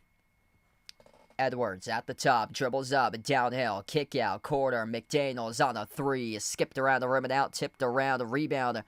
Controlled by Jalen Williams for OKC. SGA brings up the floor here for the Thunder. He takes on McDaniels at the right wing perimeter.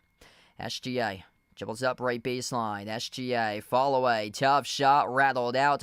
Battle for the rebound, controlled by Lou Dort with a new 14 in the shot clock. SGA once again bouncing bodies off McDaniels inside the key. Fall away, Shea Gilgeous-Alexander, good for 2. 4-point lead by the Thunder. SGA up to double figures with 10.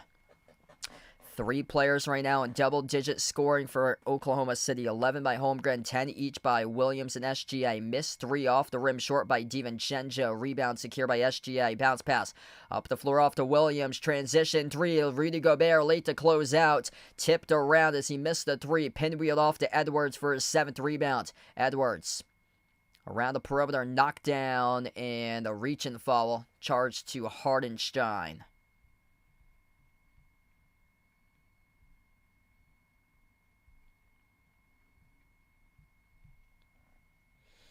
A good game going on right now, 49-45.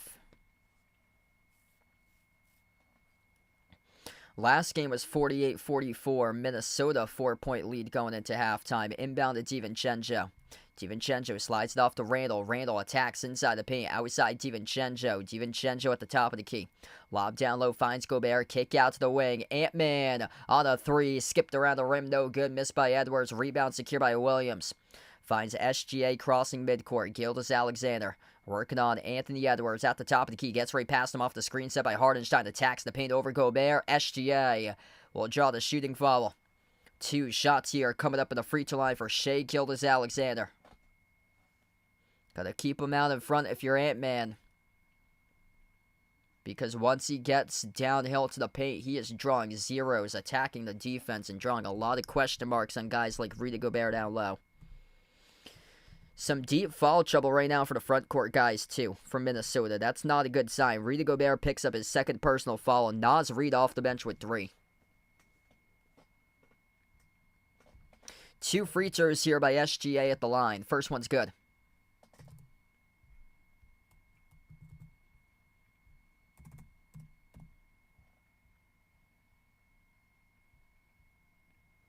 Yeah, pretty good game so far today.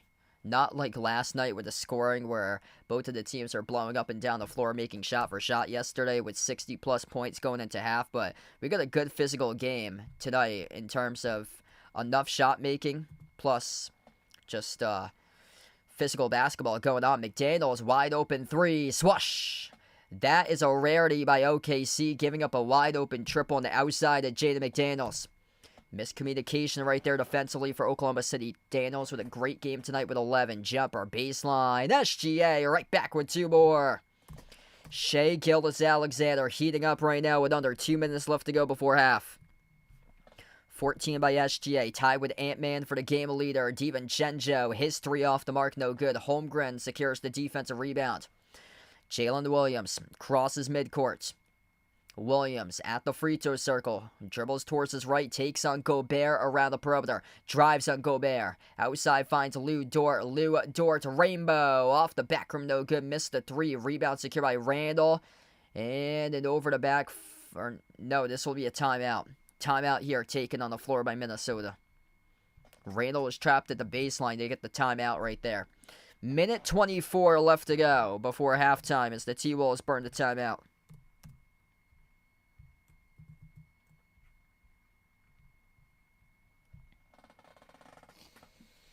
Yup, looking very difficult for the T-Wolves to come back if the Thunder go up 2-0.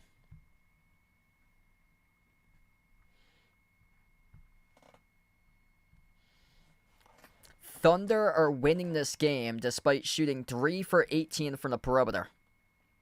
That's not a good sign for Minnesota. Minnesota is shooting 9 for 23 from 3.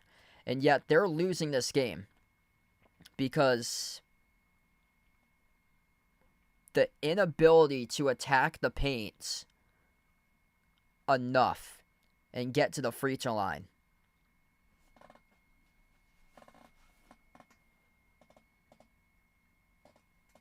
Minnesota's attempted 23 threes. They've attempted 22 twos.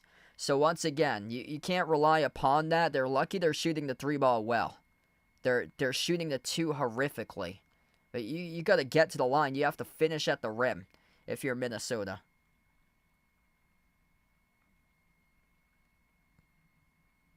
$10 for 22 from 2. They're 45% from 2. They're 39% from 3. Yeah, they have to be like upper 50s into the 60s from 2. Shooting 45% from 2, that is not good right now. They've only gone to the free throw line once. OKC perfect, 8 for 8 on free throws. 53-48 as we get back to action. There goes Ant-Man. Right on cue, right to the rim, up and in off the glass. 3-point game. Ant-Man making an effort to drive and attack the defense. Edwards right now started to carry Minnesota. He's the game leader with 16. On top with Holmgren. Holmgren drives on Randall at the free throw circle. Outside finds Dort. Puts the ball into the hands to Williams. Final minute left to go before halftime. Jalen Williams for the shot clock. Spin cycle right past DiVincenzo. Kick out to the wing. Jet gonna blocked by Rudy Gobert around the perimeter. Huge rejection by Rudy. Here goes the T-Wolves up the floor. Edwards. Edge of the midcourt logo right now. He takes on Jalen Williams. Edwards. A lot of dribbling. Dribbles up inside the key. Over Holmgren. No good. Missed the mark. Tip to Dort for the defensive rebound. And now OKC will slow it down. Yeah, OKC has done a really good job finding the middle of the defense for them today. Going into that 2-3 zone. SGA jacks it up and he drills it. Bang, a bang from the perimeter by Shea Gilgeous-Alexander. A rocket of a 3-point shot. He's got 17. First made 3 of the game by SGA. 8 seconds left to go. And an offensive foul charge to DiVincenzo. Turnover by the T-Wolves.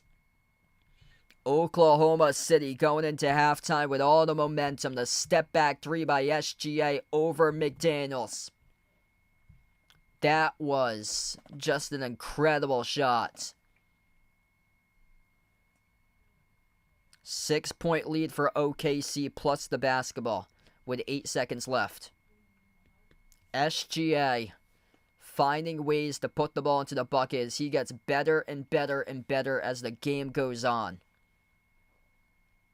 This is not a good sign right now for Minnesota. That was a tough shot. You got to give credit for SGA to hit that, but yeah, the defense has been questionable. Oklahoma City 50% shooting, a lot of jumpers in the mid-range that OKC has gotten this quarter. SGA attacking the defense with 3.4 seconds gets fouled. He's going to have 2 free throws out of this, and a lot of people are going to go to social media and start to complain about that call that he just got. Yeah. That's 2 free throws coming up. Jaden McDaniels not in legal guarding position. He has his back turned to the basketball. Gotta get out in front of SGA and start to play defense. And he's running with SGA, and SGA gets him up on the lean, draws the contact from the backside of McDaniels, and we'll have 2 free throws. First shot's good. 57-50, and they're in the bonus.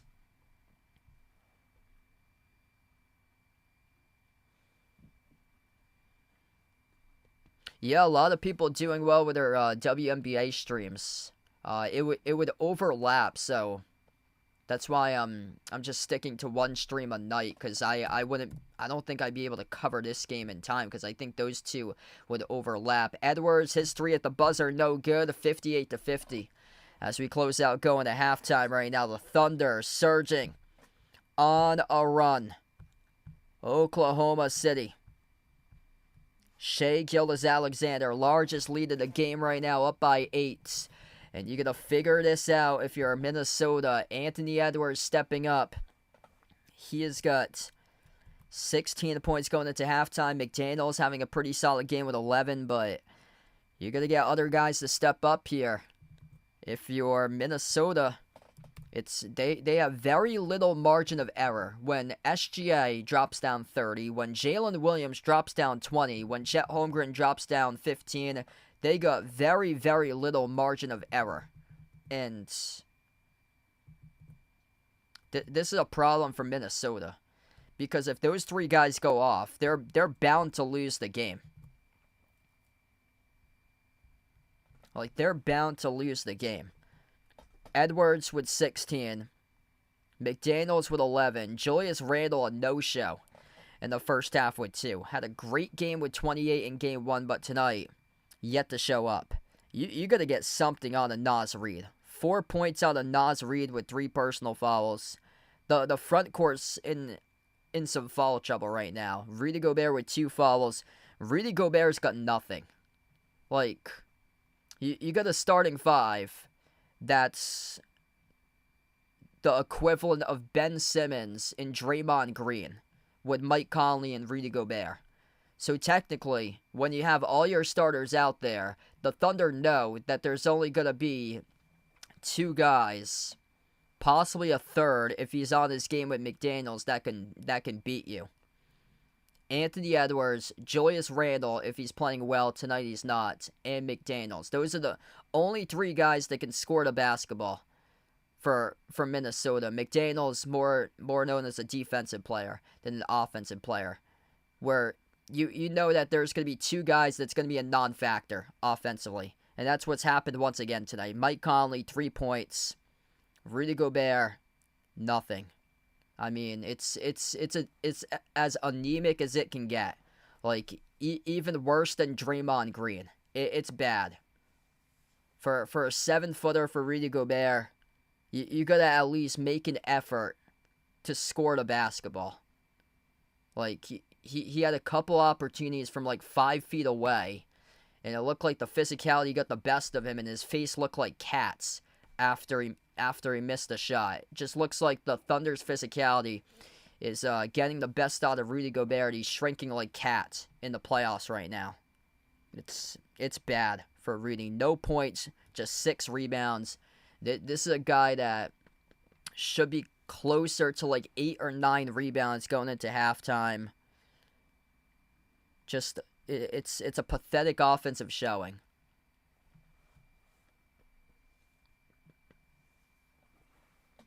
Yeah, Lakers had no rim protection, and there was that game that they just sent the ball down low to Gobert and he went off. Like, he's had just 2 games that's been really good in the playoffs, and in all the other games he's barely done anything. So he's had a very odd playoffs. This is what he's done in the playoffs. He's played against 2 teams that lack rim protection. This is what he did against the Lakers. 2-6-1, 5-27. He had a 27-point game in Game 5 to close out the series. He's only shown up for Game 5s. This is what he did against Golden State. 9-5, 9-8, 17. 17 points, 8 for 9 shooting in the closeout game in Game 5. Yeah, thanks for joining in, Jeffrey. Enjoy the rest of your night, man. Like, there's no effort for Rudy Gobert to attempt shots. Like, you got 5 guys on the floor. You're going to make every single one of these players like a focal point of the offense. It's too predictable that everybody knows who's going to attempt the shots. Edwards and Randle. Those guys are going to get shots up. Mostly Edwards. Edwards, there's 0 balance right now for Minnesota. Anthony Edwards, 18 shot attempts out of 48 total. There's only 30 other shot attempts combined by the 7 other guys he's played.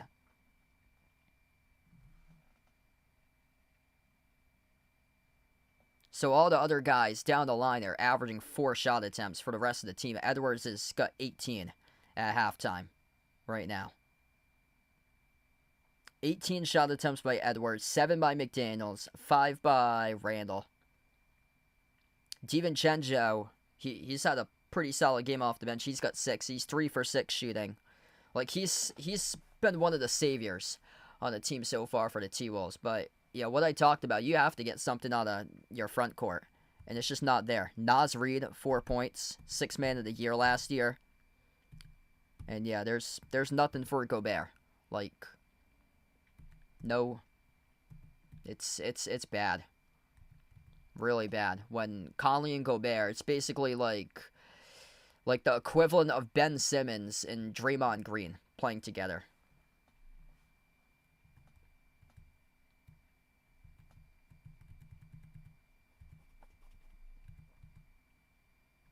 Really not a good sign here from Minnesota, because SGA, he's midway to 38 tonight. 19 points in the first half for SGA. Jalen Williams making a lot of tough shots tonight. A really good game efficiency-wise for him. Plus 14, top plus on the floor, 10 points, 5 for 8 shooting. Getting into the mid-range, really aggressive tonight, and knocking down the shots for Jalen Williams. Chet Holmgren's got 11 right now at halftime. And Caruso with 7 off the bench. Caruso, big factor that second quarter. Yeah, thanks for the update, Jeffrey. So, yeah, that was a wash today. Completely expected that out of the Red Sox. That, yeah, we got like 3 or 4 inches of rain up here today. Arku, welcome in. Yeah, Thunder being really aggressive, having a great showing offensively for them. Minnesota, most of that second quarter, they went into a 2-3 zone for them. And Oklahoma City was breaking that down. They were getting a guy to like the middle of the floor, and then he would receive the pass, middle of the defense. There would be some space, and put in a mid-range shot. Jalen Williams did it a couple of times. Hardenstein's hit a couple like 12-foot runners for him. Caruso got a ball sent to the middle with a lot of space, and then Gobert was late to close out and knock down the shot. So they're finding success to the mid-range right now. Just really not a good sign for Minnesota in this game, because the Thunder are leading. The Thunder are just 4 for 20 from 3-point range, because they constantly attack you. They're not going to overwhelm you from the perimeter, but the 4 shots that they've made from the perimeter are huge. Every single time that crowd roars and roars and roars.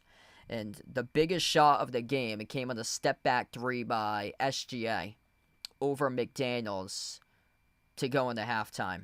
I mean, that 3-point shot just rocked the crowd, rocked the arena, and gave the Thunder all the momentum that they have into the second half. They're rallying behind the crowd. They get Caruso on the team as a 6th man, but when they're playing home games, that crowd becomes man number 7. Man number 7, the 7th man. This home crowd is incredible. Like 130 decibels. It's like Power 5 level, top 5 team college basketball type environment out there for this home crowd. Big shout out to the promotions department over there at OKC, because they're creating T-shirts for all these playoff games, whiteouts, every other section blue and white. So big shout outs to the communications / promotions department over for the Thunder. Woody, welcome back in. Thanks for joining in.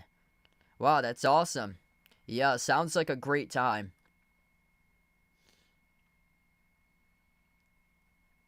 Yeah, where I am, the ticket prices are just so high. It's crazy for games up here in the Northeast, and that doesn't even factor parking either.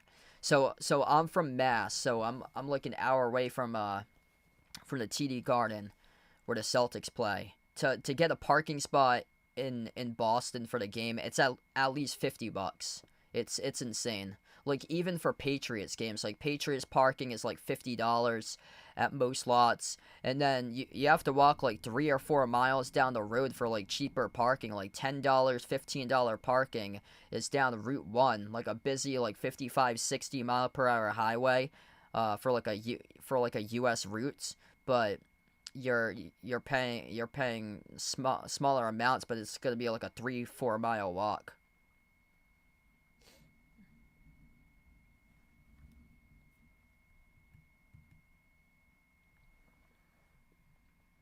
What's good, Wani on the stream? Welcome in. Big shout out to Curtis Williams out of Washington College. We got Eric out of Rutgers.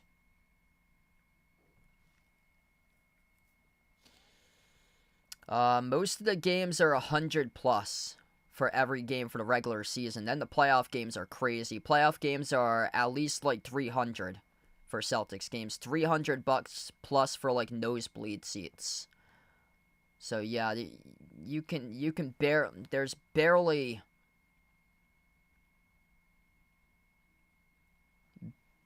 tickets that are under 100 for Celtics games, and that would be like the nosebleed seats.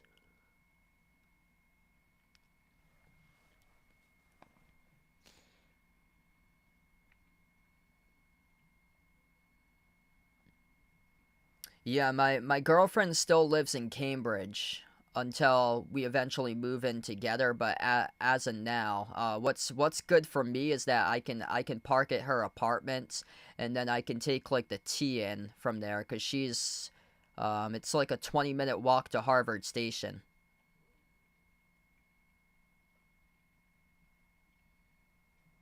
Yeah, so she's not too far away from like the train lines or so. Like going if you go to the TD Garden, I would recommend for anybody who wants to watch the Celtics to I don't know where you guys are coming from or so, but if you're coming see, I'm coming from south of Boston.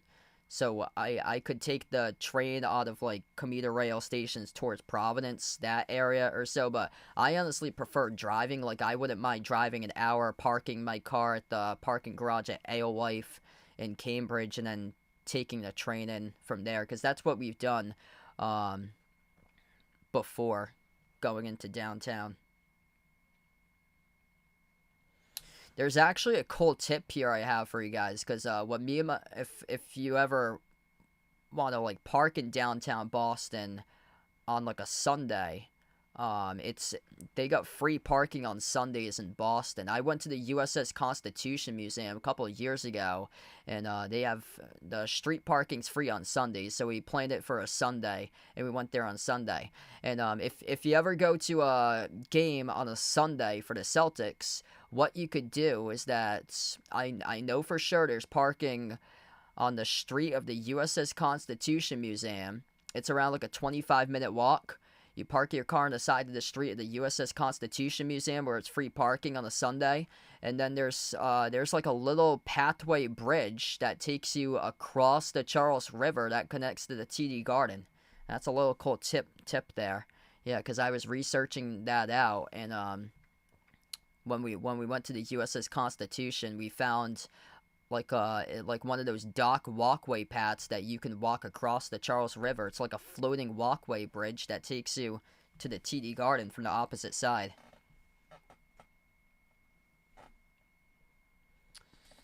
Boston Marathon, yeah, it's quite busy during Boston Marathon. We were coming back from Vermont that day this past year, so we took 93 to 95 going back home from Vermont. So where they get the Boston Marathon is I think it's route 30 that it went through. One of the exit ramps when we were coming back off the highway, it was I think a Weston Wellesley ramp. I think it was Route 30 next to the Pike. That one was completely blocked off because that's where the marathon runners were going through.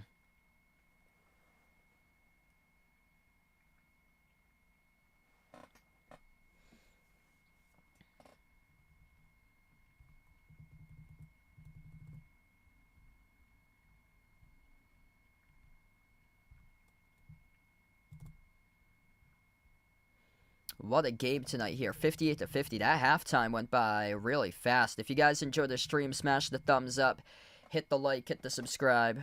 Yeah, they could be really in a bad spot if they lose this game for the T-Wolves. A lot of great spots in Boston. Yeah, there's some of the places that I've gone to, like I found some places there that you can get free parking in some areas all the time. Castle Island is one of the spots I would recommend in Boston. It's on Boston Harbor, and it's got like multiple beaches to attach to it. All those beaches are completely free to go to, and it's got a seafood place called Sullivan's at it too.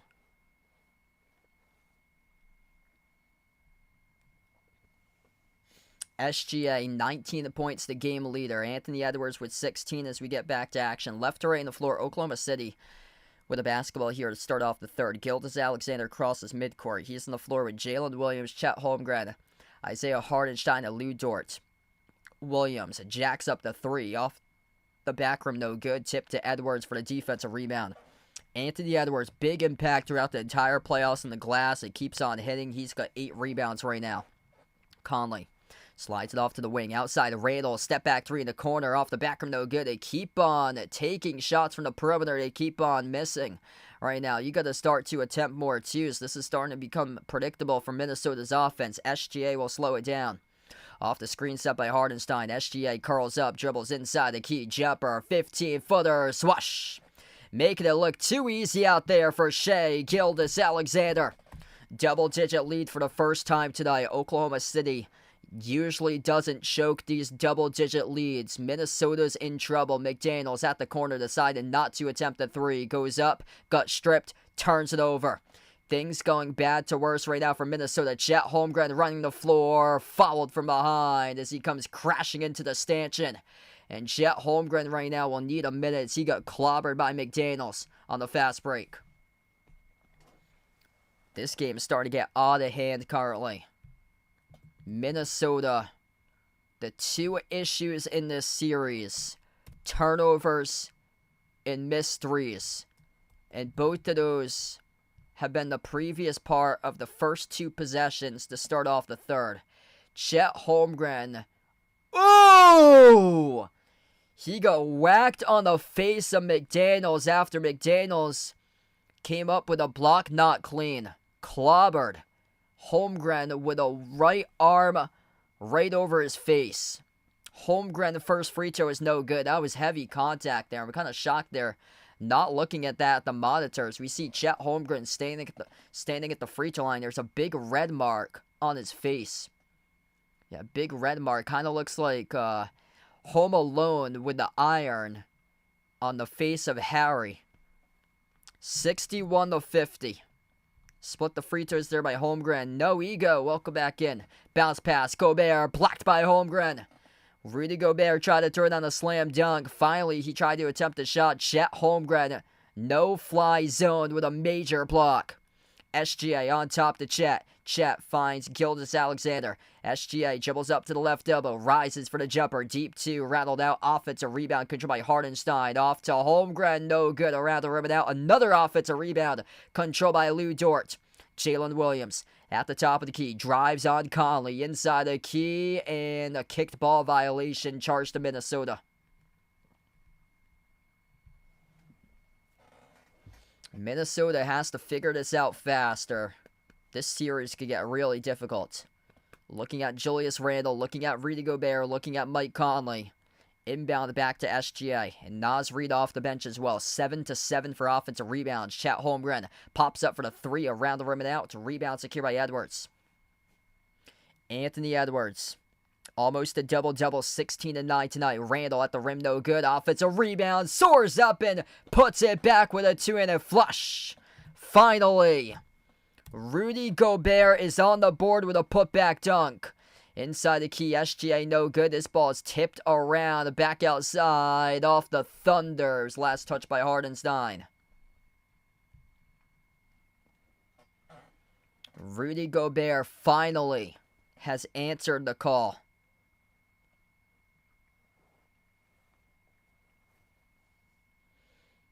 Mike Conley crosses midcourt.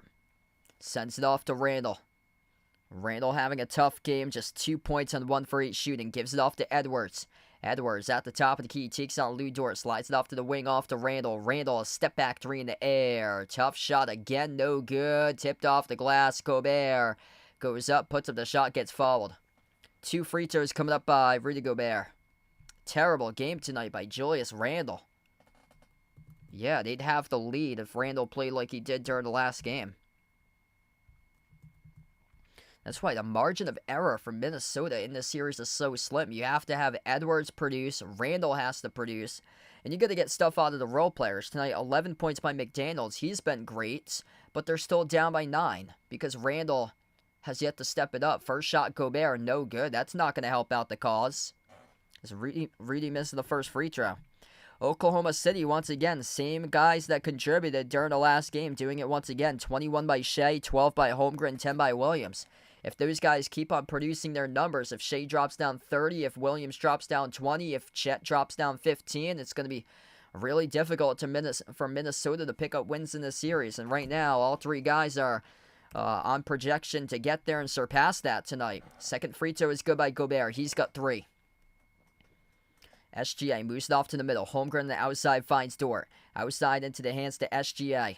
Back out to the left wing. Lou Dort, rainbow on a 3 off the mark, no good. Gobert secures the defensive rebound. 9 minutes left to go in the third. Lob down low. Randall backdoor fouled. 2 shots coming up here at the line. It's on Hardenstein who picks up the shooting foul.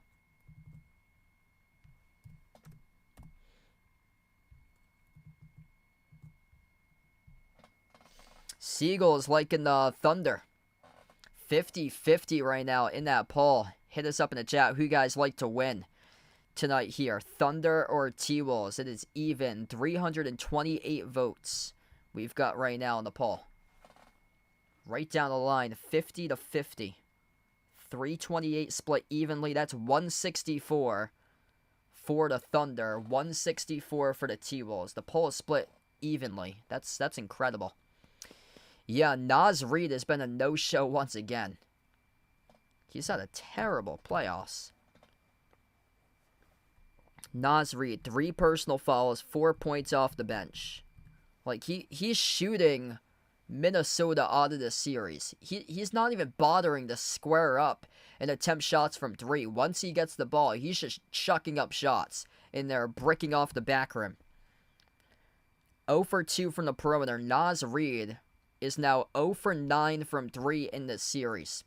As we're under 9 minutes left to go, both of the free throws were good by the T-Wolves. Jalen Williams, crossover at the right wing, dribbles up, shovel pass, corner, 3, Chet Holmgren, left it short, rebound secured by Conley. Minnesota's made the adjustments. They're not allowing neither Hardenstein or Chet to roll down and get any alley-oop dunks in this game tonight. Spin cycle, McDaniels, towards his left, inside the key, jumper, mid-range, connects on it. Jaden McDaniels, low-key, been excellent tonight offensively. He's got 13. T-Wolves on a 7-zip run. Great response back from Minnesota. Oklahoma City with a possession. SGA bounce past the left wing. Williams dump off down low. Holmgren, that time, he got it to go inside the paint for 2. So instead of jacking up threes from the perimeter, Chet Holmgren able to knock down an 8-foot runner. 8 minutes left to go in the third. Ant-Man at the top, dribbles up, drives, downhill over Chet, swings it out to the wing. Mike Conley on a 3 before that. A reach and fall charge to Chet.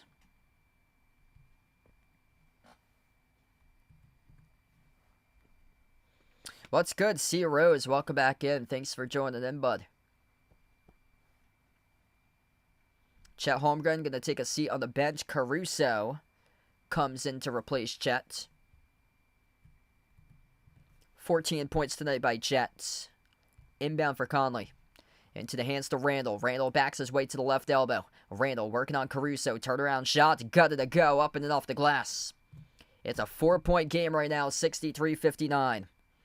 Thunder with possession. SGA slides it off to his left. Williams catching fire. 3. Swash.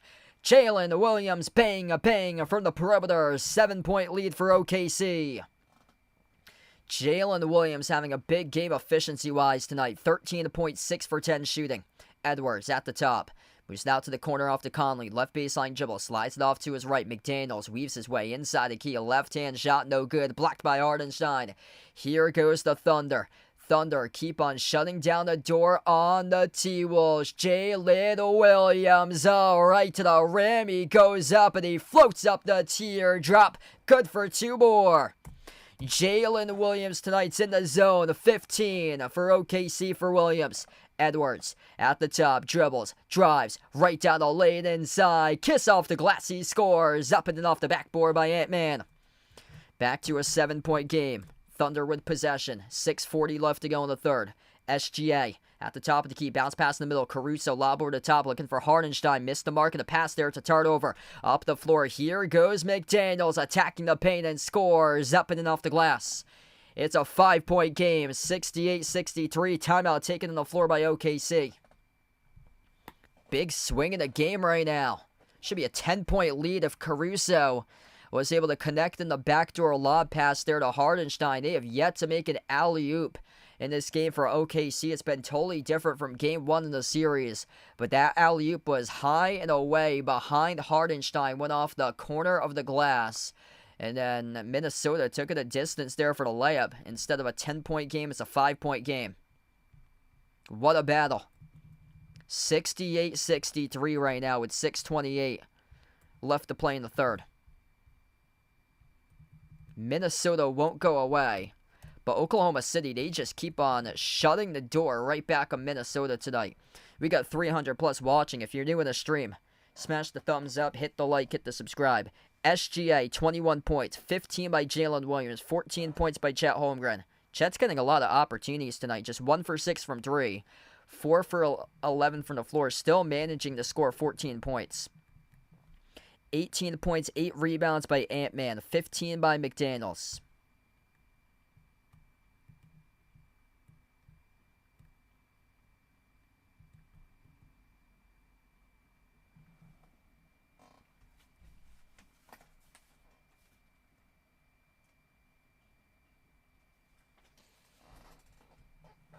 So this is what I had tonight going into the game. Some of these have already hit. I took the under 214.5. So right now that's in progress. Chet Holmgren, that just made it over 13.5. He's got 14 points. So that one hits. Caruso over 7.5. That will hit if he scores at least a free throw or a bucket. That's going to hit on the next basket. Same as the made threes, over 1.5 made threes. He's got 1 3 tonight, and Edwards over 6.5 rebounds. He's crushed it tonight. 9 rebounds, or 8 rebounds. 8 rebounds right now for Edwards. Gobert is 9.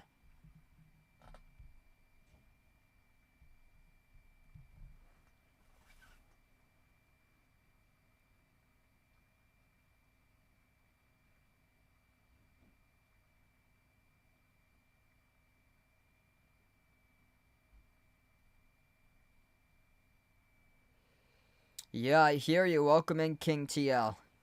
Brutal if Minnesota loses this game. So I believe teams that's down to 0-2 only have like a 7% chance at coming on back to win the series. Just brutal. Naz Reid, he's been rough. 0 for 9 right now in this entire series from 3.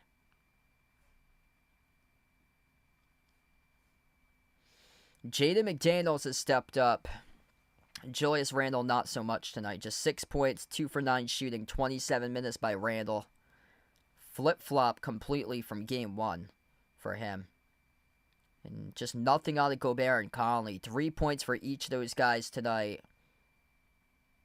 DiVincenzo with a little bit of production off the bench with 8, but yeah, specifically Naz Reid, Julius Randle, both of those guys having a rough game. The margin of error is just so slim for Minnesota, because if you get a performance out of a scoring game, which Oklahoma City got in game 1, they're getting the same resemblance in game 2 with SGA going off, Jalen Williams scoring around 20, Chet Holmgren scoring over 15, in this game. It's going to be really difficult, and you're going to need everybody to pour in buckets. Missed 3 by Jalen Williams off the back rim. Guess who's in the game now for Minnesota? It is Naz Reid. This is a big, big spot here on the floor for Minnesota. You got guys who struggled throughout the series like Naz Reid on the floor alongside Randall right now, who's struggling in this game. Randall attacks inside the paint. Kick out corner. Reid hoists up a 3. Of course, he bricks another one. Around the rim and out. Rebound secured by Oklahoma City. 5-point lead for the Thunder. 6 minutes left to go in the third. SGA attacks the paint right over Reid. Scores with a right-hand finger roll. 70-63.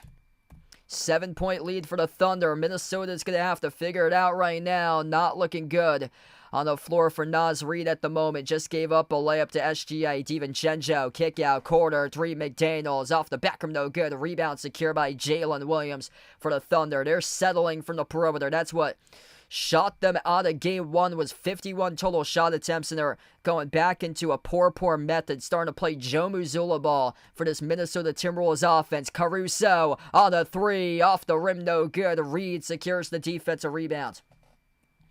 Got to get something here rather soon if you're Minnesota. Starting to get into a rut offensively. Randall pressured at the elbow, finds Reid. Reid drives inside the paint. Reid goes up, gets fouled. 2 free throws coming up at the line for Naz Reid. Clock will stop with 5:02.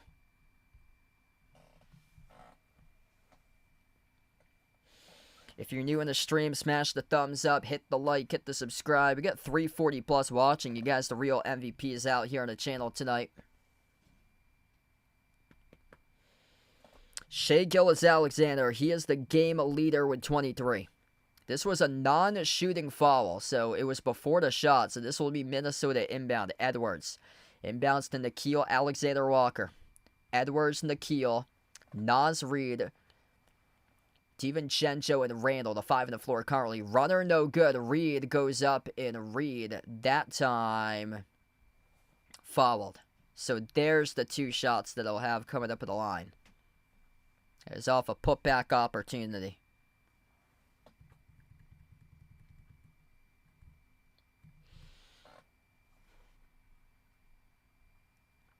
Oklahoma City, they were signaling travel. They thought off the rebound he was going backwards, ball with it. Ooh, that was close. 2 shots here coming up by Reid. First one's good.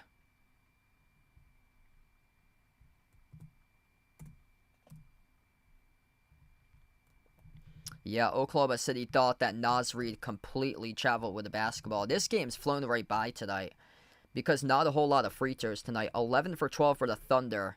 Minnesota, second one, no good by Reid. Offensive rebound. Randall puts it back. No good. Missed off the mark, out of bounds. Last touched off the Thunder. 5 for 7 on free throws right now for Minnesota.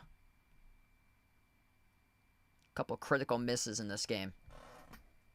Julius Randle struggling to finish at the rim. DiVincenzo underneath the hoop, the inbound passer. Sends in the outside off to Reid. Puts it into the hands of Nickeil at the top of the key. Off the DiVincenzo left wing. Entry pass down low. Randall swiped away. Stole away by Lou Dort. Here goes the Thunder with a possession. Up the floor. SGA dribbles. Drives. Rudder inside the key. Open up the bank right there. Cha-ching.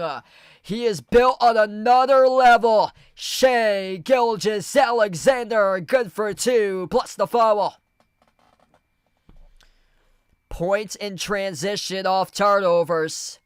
That's going to decide this series. Lou Dort, a clean swipe out of the hands of Julius Randle. SGA dribbles right through the teeth of the defense. Leaning forward, draw the contact, got it off the glass, and and one. Nickeil Alexander-Walker, SGA's cousin. The one who picked up the shooting foul, 25. Right now for SGA tonight. Rudy Gobert will check back into the game.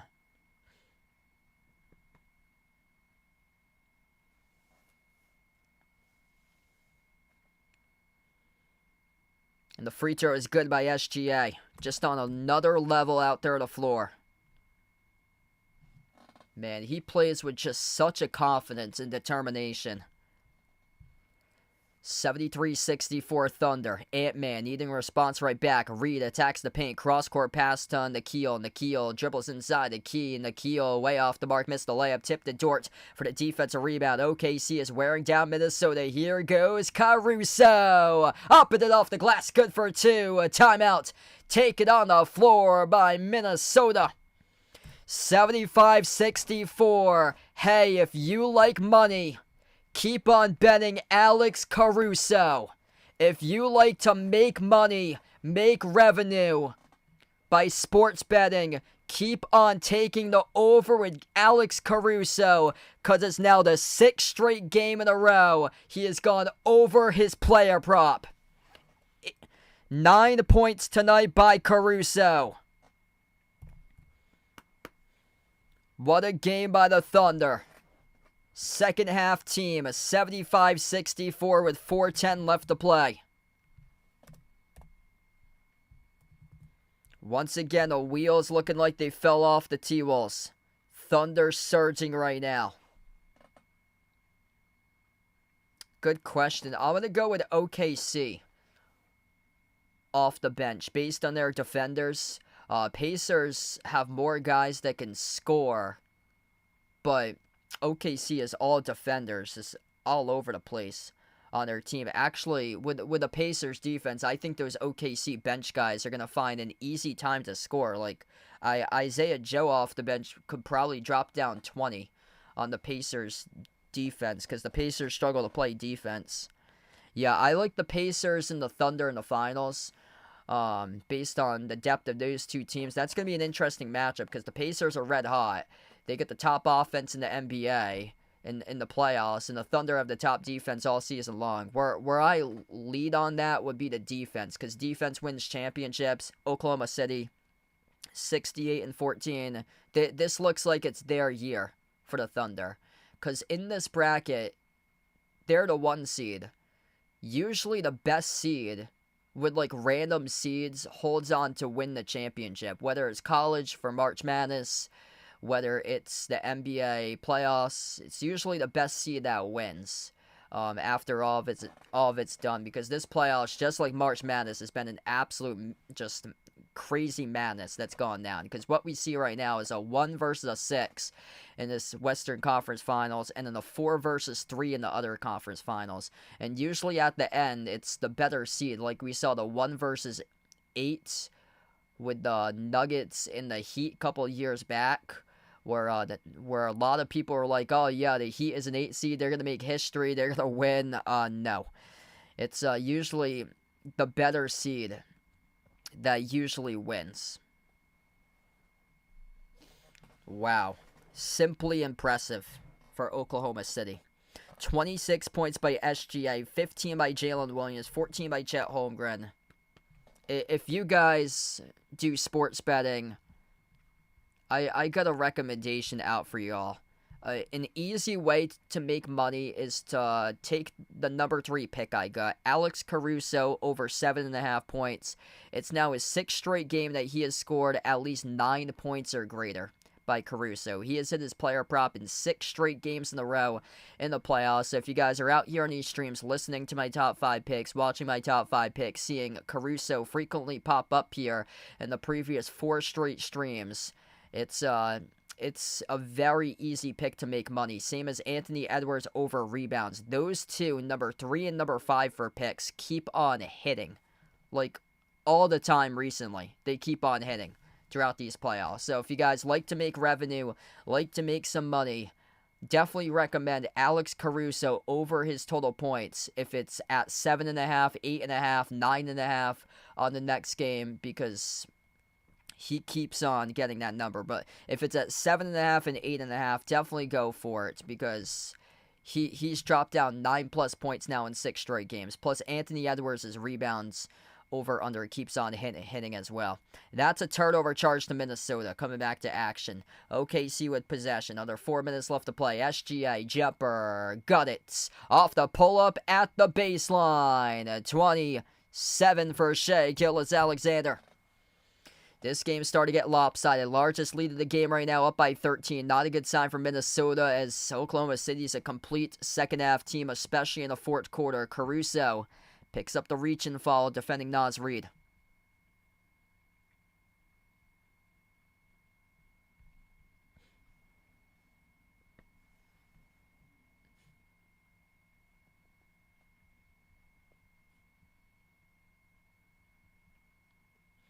And that's going to send them into the... Yeah, they're in the bonus already. So 2 shots here at the free throw line for Reid. First one, no good. Skipped around the rim and out. Hey, have a nice night, Jason. Thanks for joining in, bud. Correction of the SGAs. He's got 28. 28 points by SGA. 15 by Jalen Williams. Chet Holmgren with 14. 18 for Edwards, 15 by McDaniels. The rest of the team is yet to show up. DiVincenzo is the number 3 scorer tonight with 8 points. Splitting the free throws were Reid. Gilgeous-Alexander, pass midcourt. Lob to Caruso. Caruso off the dribble. Outside finds Wallace. Wallace steps into the 3 from downtown. He swashes it. 15-point lead for Oklahoma City. In trouble right now for Minnesota as we approach the 3-minute mark left to play. Bounce pass, Gobert stole away. Case and Wallace out of the pack with a steal. Numbers 3-on-2 to lob. Over the top. Chet Holmgren soars up and he throws it down with a 2-handed flush. 17-point lead for the Thunder. Timeout again taken on the floor by the T-Wolves. Oklahoma City is too good in the second half. It's a 24-15 second half box score advantage for the Thunder. Chet Holmgren, 7-footer running the floor. Points in transition, points off turnovers, steals. Gonna determine the series. In OKC tonight, 5 steals, forcing 9 turnovers. 14 points scored off of those Minnesota turnovers. 14-7 on the fast break. Gotta take care of the basketball if you're the T-Wolves. And they've yet to show that they can do that at all in this series. You have to have basically a perfect ball handling game against OKC. Right now, 9 turnovers. 4 of those turnovers by DiVincenzo. And that's a step down from, or a big improvement from 19 during the previous game. But you have to limit it as much as possible.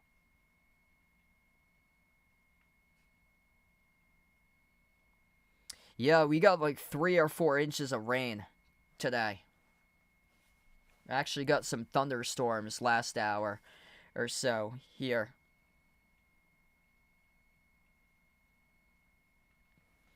$17-point lead, largest one of the game as we come back to action. Ant-Man doing all the talk. You gotta back that up if you're Anthony Edwards. He's only had 1 30-point game in the 19 games in his NBA career against the Thunder. The Thunder have locked him up. Caruso picks up the reach and fall. Edwards will head to the free throw line. Anthony Edwards, 18 points and 8 for 19 shooting tonight. New face of the league getting locked up by the Thunder, and the Thunder are getting very, very close. Closer to possibly sweeping this T-Wolves team if the T-Wolves can't find the answer. 2 shots by Edwards. First one is good.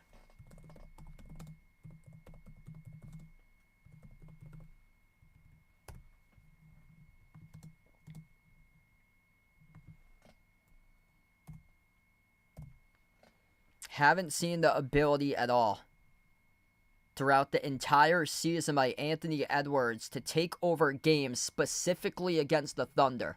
Against all 29 teams in the NBA, we have seen that Anthony Edwards can take over games. Against the Thunder, he has not been able to prove that.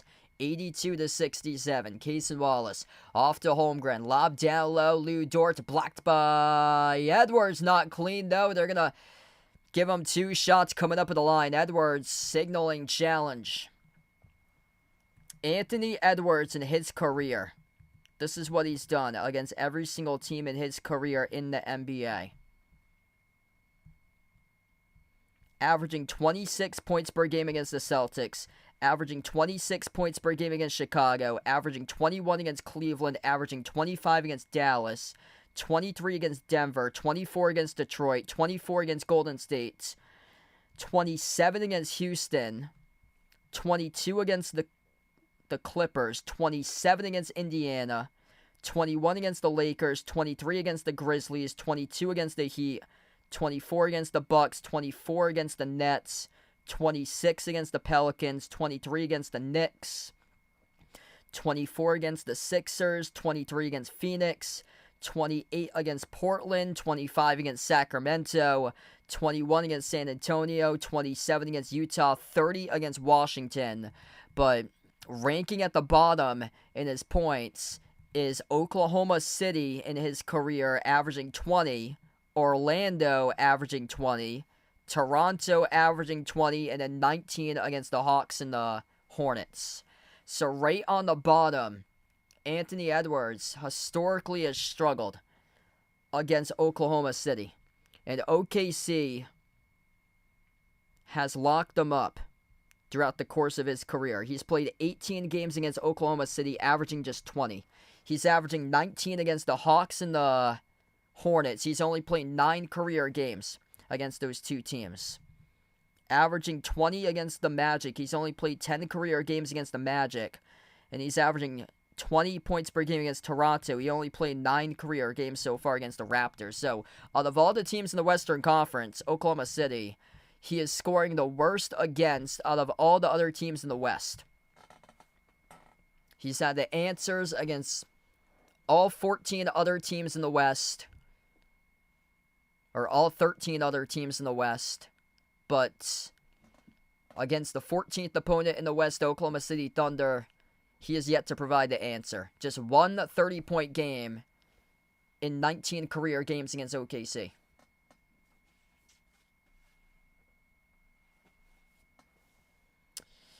Yeah, good question. I'll go with the Thunder with my prediction. Thunder should find the scoring the ball rather easily against the Pacers. Pacers struggle to play defense. Pacers can score the basketball now. It's going to be interesting, that series. Pacers get the top offense, deep team going up against a deep Thunder team with a top defense all season. 2 shots at the free throw line for Lou Dort. First one missed off the mark.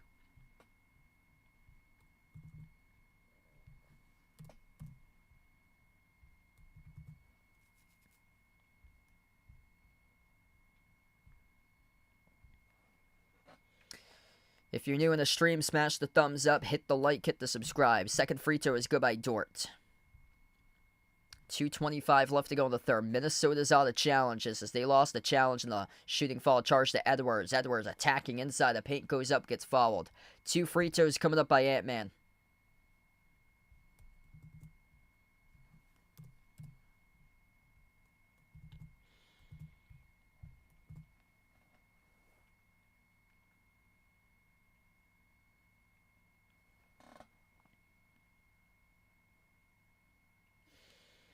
Just seems like these games that we've seen so far this series, Minnesota starts out right on the tail of Oklahoma City, head-to-head, right there in the first half, and then they just completely can't get it together in half number 2. Oklahoma City just makes their adjustments, gets better throughout the course of the game, and locks them up in the second half. Both of the free throws good by Edwards. 2:15 on the clock left to go in the third. SGA brings up the floor on the court with Williams, Holmgren, Dort, and Wallace. Quarter 3, Lou Dort drills it. Ripping down the triple from the perimeter by Lou Dort, up by 17. Edwards, kick out, corner, DiVincenzo, halfway down, no good, tipped around off to Wallace for the defensive rebound. Minnesota running back for their lives here on the defensive side of the floor. Wallace attacks inside the paint, shovel pass over to Chet Holmgren, and he soars up and he throws it down with a right-handed flush. Chet Holmgren with a technical foul. He gets teed up, staring down Minnesota after the slam dunk. But you gotta get back defensively if you're the T-Wolves. What the hell was that? Dante DiVincenzo. That should have been a shooting foul. Dante DiVincenzo got a hold of Chet Holmgren's Shooting arm as he dunked it over DiVincenzo, and Holmgren yelling right in the face of DiVincenzo. Chet got teed up for that. Look at the score, though. It's 88-69. Minnesota will get the inbound. Edwards picked up at midcourt by Wallace. Out to the wing to Reed. DiVincenzo to Nikhil, across the floor to Randall. Randall's been a no-show tonight. Randall dribbles, drives, attacks, stripped out of bounds, will stay.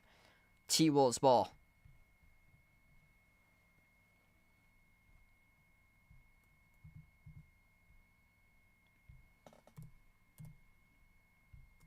Inbound, Randall, offensive foul. Julius Randall turn it into Karl Anthony Towns right now in Game 2 of the conference finals. Lowers the boom on Jalen Williams, who takes the charge. Yep, this is the Randall that we knew going into the season. Looks like the Pelicans Randall right now. 6 points, 4 turnovers, 31 minutes. Always will have the narrative of not winning a championship. As SGA attacks the paint, he gets fouled. 2 more free throws coming up at the line. I think it's very possible that Oklahoma City sweeps this T-Wolves team right now. The more and more I see these games. Naz Reid, shooting foul. Naz Reid has been horrendous. For Minnesota to win, they needed Edwards to go off, Randall to go off, and then role players to produce. McDaniels has produced. They're missing Randall. They're also missing Naz Reid. Both of the free throws are good. They're also missing defense. And they've just completely crumbled offensively. 90-69. Ant-Man, DiVincenzo bobbles it, lost it, Reed, lob, intercepted, big ew by Minnesota. Naz Reid struggling with the physicality. SGA picks off the pass. It is the 3rd steal of the game by SGA tonight. He will slow it down. Final minute left to go in the 3rd. 90-69. Shai Gilgeous-Alexander at the right wing perimeter. Dribbles up, crossover, kick out corner, 3 ball in the air. Cason Wallace, swash! 93-69. Might want to get the bench all in to start off the 4th quarter. 10-zip run by the Thunder. Ant-Man, too much dribbling. Ant-Man, runner, got it. Into the 70s for Minnesota. 93-71. SGA crosses midcourt. Final 20 seconds left to go. Across the floor off to Jalen Williams. Out to the corner. Back into the hands to Williams. Williams at the left wing perimeter. You can most likely start your bench here in the 4th quarter, being up by 22 if they elect to do so for the Thunder. Williams dribbles, drives, attacks off the glass. No good. Tipped up in the air. DiVincenzo with a defensive rebound. Full court shot missed wide right of the rim. And we close out at the end of the 3rd quarter. Oklahoma City just so good in the second half. If you're down by halftime, you have 0 chance to win against the Thunder. 93-71 at the end of the 3rd quarter. Oklahoma City up by 22. I think it's very possible that we could see a sweep in this series. Minnesota is drawing blanks, and they just cannot figure out this Thunder team. Rudy Gobert's the center for Minnesota. He's completely anemic offensively and can't score. And then they play a double big lineup for Oklahoma City. Isaiah Hartenstein, the former Knick, and Chet Holmgren. They got 2 7-footers on their team that start. 30 points by Shai Gilgeous-Alexander, 18 by Chet Holmgren, 15 by Jalen Williams. Minnesota played against 2 teams that lacked rim protection in a row. Lakers and Golden State took both of those series matchups in 5.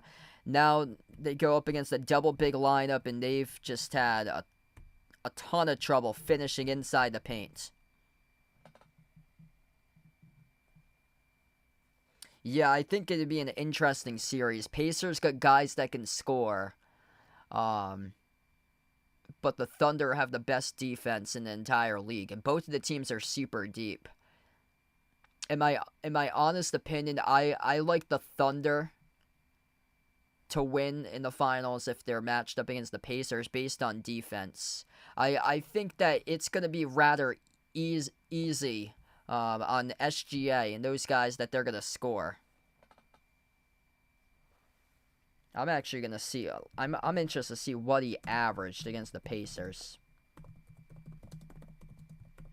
And when those games were played, that's the key, because the Pacers have the second best record in the NBA in the new year behind the Thunder. SGA, he's only played 5 career games against the Pacers, averaging 34 points per game. Or no, that's his last 5 games that it came up with. Shea versus Pacers this season. Let's see what he's done in the 2 games. Oh, wow. Yeah, SGA is averaging 39 for points against the Pacers. December 26th and March 29th. That's not a good sign for the Pacers. That's a late March game. Wow, and the Thunder blew them out, 132-111. That was the 74th game of the season for these two teams. Yeah, and the Pacers have been playing really well since the start of the new year. Second best record behind the Thunder in 2025. 120-114 at Indiana in the first matchup on December 26th. Oklahoma City won. And then 132-111 on March 29th at Oklahoma City. 45 points on the day after Christmas for SGA against Indiana. He had 33 at home against Indiana on March 29th. So yeah, I think it's going to be really easy that SGA, he's going to drop down 35, 40 points in a lot of those games in the series against the Pacers. There's going to be a bunch of shots, but a ton of pace to those games. But I expect the Thunder to pick up stops, and that could be the difference. Mike Conley, open shot, missed it. Before that, foul away from the basketball, charge to Wiggins as we start off the third. Maury, welcome in. Thanks for joining in. Will DiVincenzo get 3 more assists? I will say no there. They might put the bench in early. So I'll say no to DiVincenzo. Minnesota's having a tough time scoring the basketball. Just 21 points in that third quarter. Nickeil Alexander-Walker, though, buries the 3. That's much needed. 19-point game. Jono, welcome in. Thanks for joining in. Yeah, I think it's going to be easy for Oklahoma City to score the ball. I bet you guys like Isaiah Joe are going to make an impact scoring-wise in that series. Yeah, Wallace, Wiggins, they should make a greater impact. But SGA, he's going to have huge games in that series. Like, he's going to go off. He's going to have multiple 35-plus point games in the finals if they take on Indiana. Jalen Williams inside the key. Offensive foul charge to Hartenstein there on the illegal screen.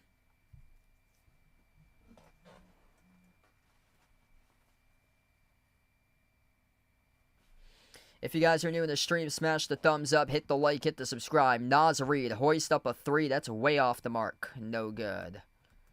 Goes back to McDaniels, attacks the paint, scores the layup. That's right. We're in the fourth quarter. Thanks for the update there, Shirley. So we're in the fourth quarter here. So we're 1 minute into the fourth. 17-point game right now. Thunder are starting to cool off recently. Jalen Williams weaves his way inside the key. Kick out corner off to Wiggins. Wiggins inside, working on Reed. Blocked to the bounce by Reed. It's going to stay Thunder ball.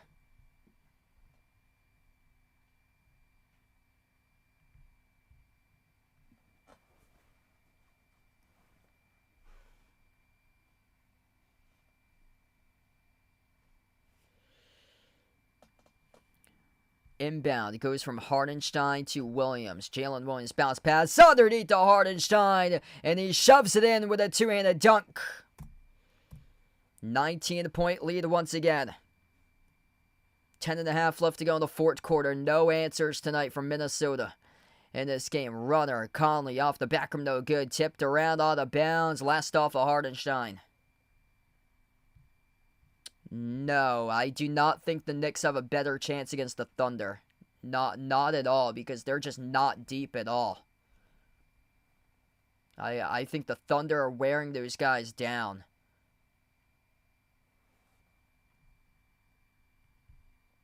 Inside the key, McDaniels goes up, followed by Caruso here. McDaniels going to have 2 free throws coming up at the line. Yeah, the Knicks lack bench depth.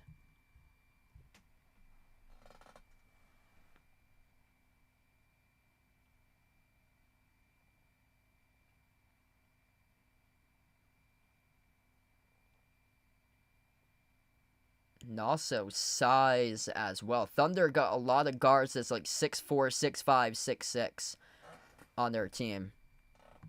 I'm actually curious to see what Jalen Brunson, what he's done against the Thunder this year.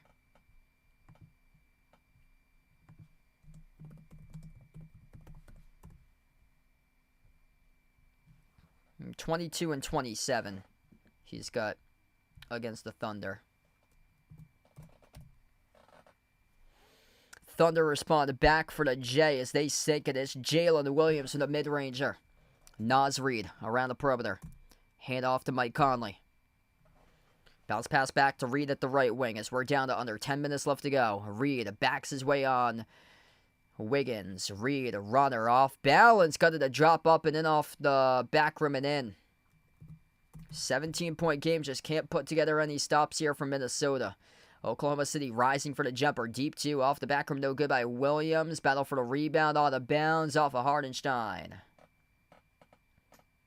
Yeah, I like OKC when matched up against any team in this playoffs. 5 straight games for SGA with 30-plus points. Minnesota needing something rather quick right now. Conley slides it off to Reid. Reid, skip pass, left corner, broke it up, intercepted by Caruso with a steal. Caruso, Euro step up the floor, and got blocked out of bounds. We got...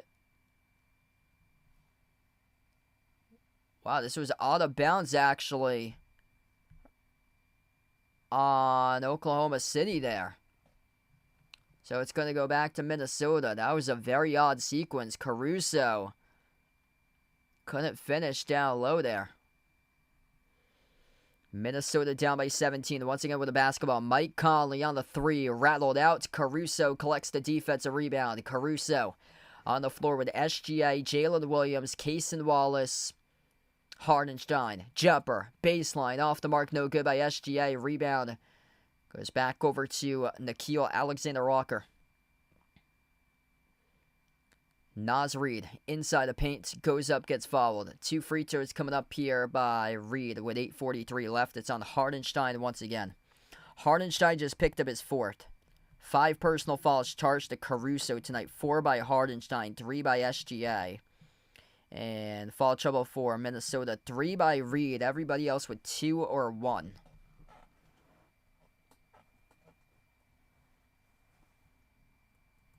Yeah, he's 37, so towards the tail end of his career from Mike Conley. He's probably going to play like a year or 2 more or so, but he's up there in age at 37.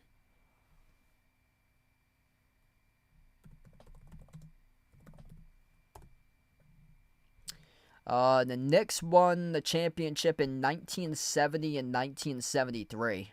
And the 3 other teams have never won the championship before. So, yeah, it's been a long time for the Knicks. SGA inside the key. Gives it off to Hardenstein. Dribbles outside around the perimeter, looking to hand it off.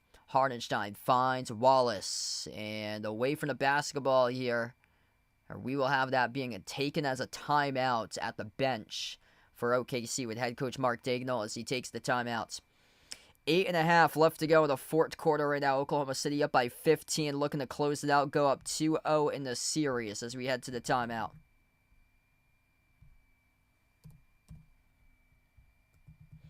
Alright, if you guys are new in the stream, smash the thumbs up, hit the like, hit the subscribe. Jobo, welcome into the memberships. Let's get that member hype for Jobo. Really appreciate it, brother. I'm going to see Thunder against Pacers. What went down in those games this season? Thunder won at Indiana 120-114 on December 26th. Thunder won at home against Indiana late in the season, March 29th, 132-111. That was a home game for OKC. And against the Knicks, Thunder won 2 games in January. January 10th at home, 117-107. January 10th on the road at MSG, 126-101. Yeah, I saw. Wow, Panthers blanked the Hurricanes tonight, 5-0.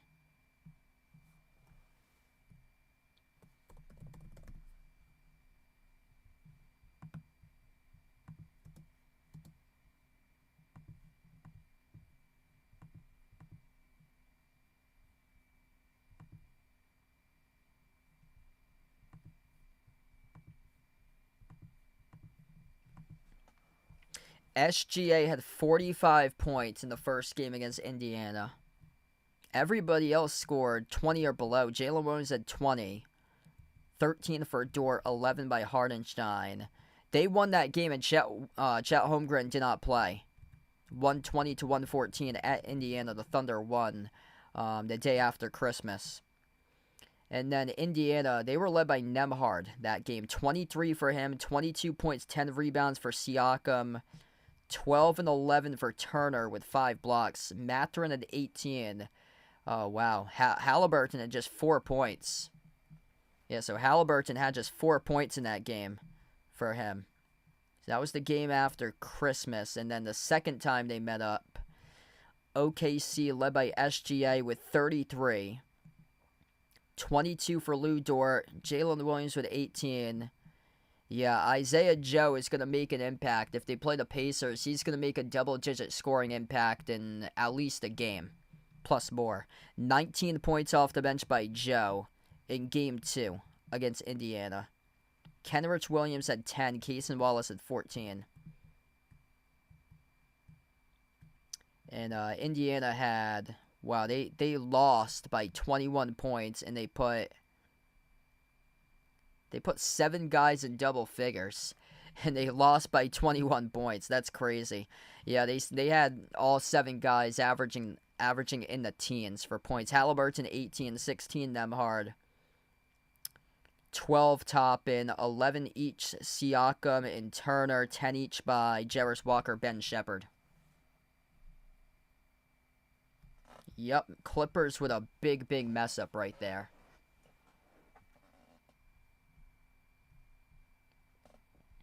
97-82 as we come back to action. Jalen Williams dribbles up to the elbow, sends it outside of Dort. Dort with a high arcing 3 off the back of no good. Hardenstein taps it right back out to Cason Wallace for the offensive rebound. SGA, baseline, runner, halfway down, no good. Rattled out to rebound, secured by Naz Reid from Minnesota.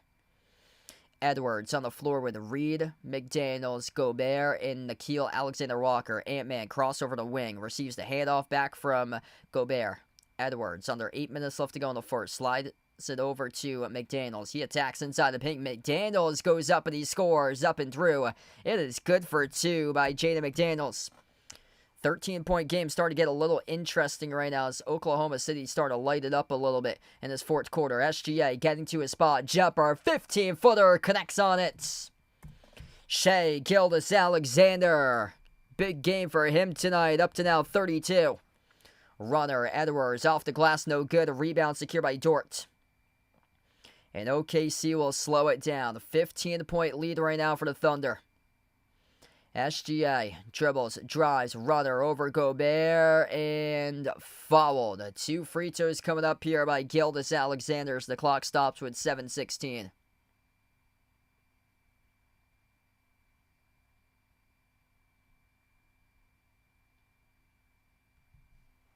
Oh, he needs a moment right now. SGA got tripped up.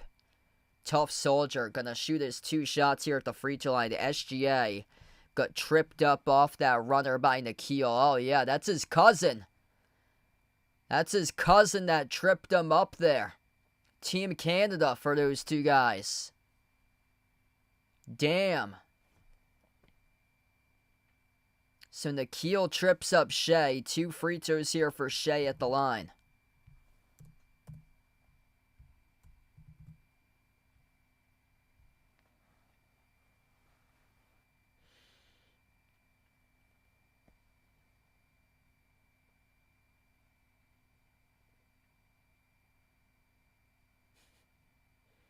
.6 assists by Shea, the 14th career playoff game with 30 and 5 as he splits the free throws. Triple digits for the Thunder, up 100-84. OKC with possession. Edwards moves it off to the right wing. Bounce pass right corner off to Naz Reid. It's been a brick fest from him from the perimeter. Shovel pass off to Gobert, and he dunks it. Finally something right there out of Rudy Gobert. Under 7 minutes left to go in the fourth here. SGA dribbles up to the elbow. Drives on McDaniels. Runner gets the benefit of the foul call, and 2 more free throws coming up by Shea. A lot more people are going to keep on complaining online. I saw that after game 1. Actually, it was before the shot. So McDaniels reached in. It was before the shot, not on the shot, leading forward. Inbound, turning the corner. Jalen Williams right to the rack, soars up and scores with a left-hand layup. Minnesota just can't come on back in this game. Oklahoma City keeps on shutting down the door every single time. Edwards over Holmgren on a 3. Skipped around the rim and out. Tipped around. Offensive rebound. Back to Nikhil. Ball with it. Lost it. Turnover. SGA crosses midcourt. Takes on McDaniels. Bumped into by McDaniels and fouled on the reach-in. Charge to McDaniels. This will stop the clock with 6:14. Things getting really chippy right now in the series no matter what the score is.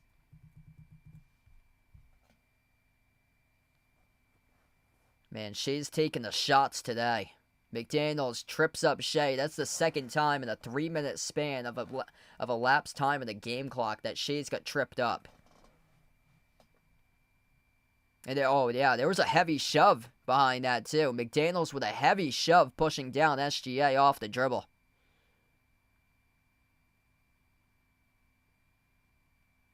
Referees right now are talking about this call. This is on an official review currently on Jaden McDaniels shoving SGA from behind.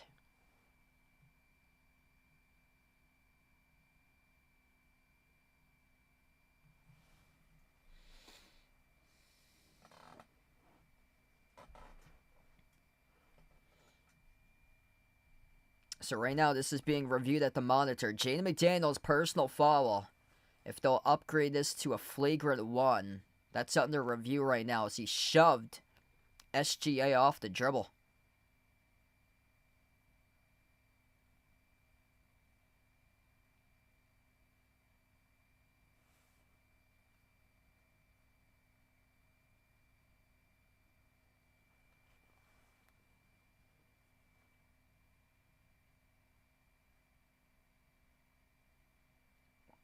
I'll be back live tomorrow night covering Knicks against Pacers. One heck of a series we got. One heck of a game 1 we had last night. Feel free to join in tomorrow night for Knicks versus Pacers. If you're new on the stream here, smash the thumbs up, hit the like, hit the subscribe.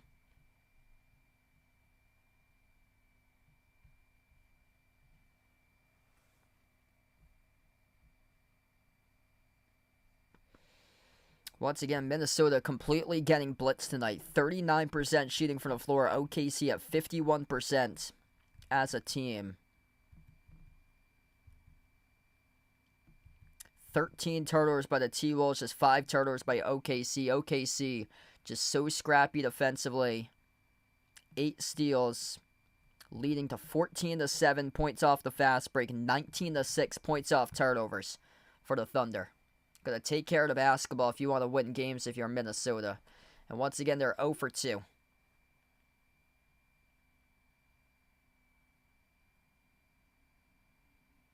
Yeah, it's probably going to be Denver en route to a title for OKC. SGA shooting 2 free throws here. It is rolled a flagrant 1 charge to McDaniels. Second shot's good. He missed the first. And the Thunder will get the basketball back too. So flagrant 1 charge to McDaniels plus OKC will get the ball.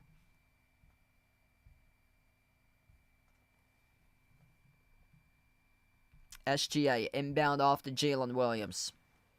Williams slides it off to Chad. Chad to up fake. Chad downhill. Chad to the rim. Chad turn around. Caught in the travel. Turnover for OKC. Yeah, thanks for joining in, Jordan. Appreciate it, bud, for being a part of the stream. I think the way you gotta beat this Oklahoma City Thunder team is by front court dominance. You gotta have a dominant big. Like Jokic. Because they just lock up a lot of the backcourt guys. They got a really just tall backcourt. 6'4", 6'5", 6'6", 6'7". In their backcourt for guys. Edwards knocks down the jumper. Right now, Randall is on the bench. Really tough game out of Randall. Had a great game 1. Not so much here in game 2 today. Anthony Edwards, he leads the way for Minnesota. 26 by Ant-Man. 19 by McDaniels, but Randall a no-show. That's the difference, is he's got 6. Didn't show up in this game. If he did, if they had 3 guys that had a great game, McDaniels gave you 19, and you're down by this. This is not a good sign. Nikhil takes the distance off the steal. 13-point game right now. Yeah, this is looking like a sweep, potentially, because Nikhil, or Jaden McDaniels is giving you 19 points for him today, yet your team's down by 13. That's not a good sign.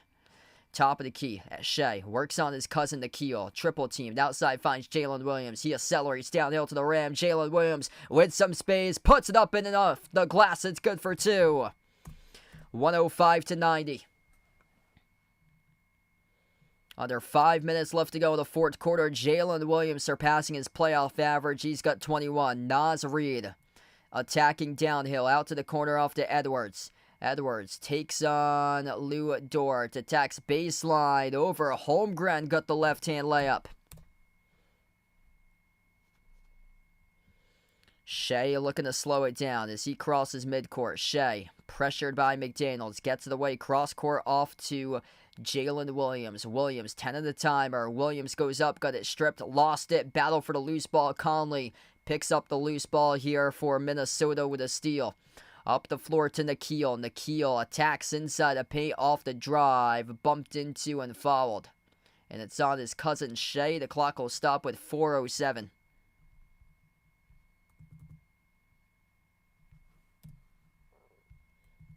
Oklahoma City. Too good in the third quarter. 35-21 third quarter. And it doesn't even seem like their usual self here in the fourth quarters. They've let off the gas pedal, allow Minnesota to get back in this game a little bit, but are conserving energy themselves as they're starting to focus on the next game. Minnesota is going to have to channel their inner Indiana Pacers in the final 4 minutes to pull off this comeback. First free throw is good by Nikhil. It's 105-93. I'm not sure if they got that from the perimeter. They don't have a guy like Aaron Nesmith on the floor. Jaden McDaniels 3 for 6 from 3. Nikhil's perfect 3 for 3. DiVincenzo is 2 for 6. Everybody else 1 3 or 0 made threes.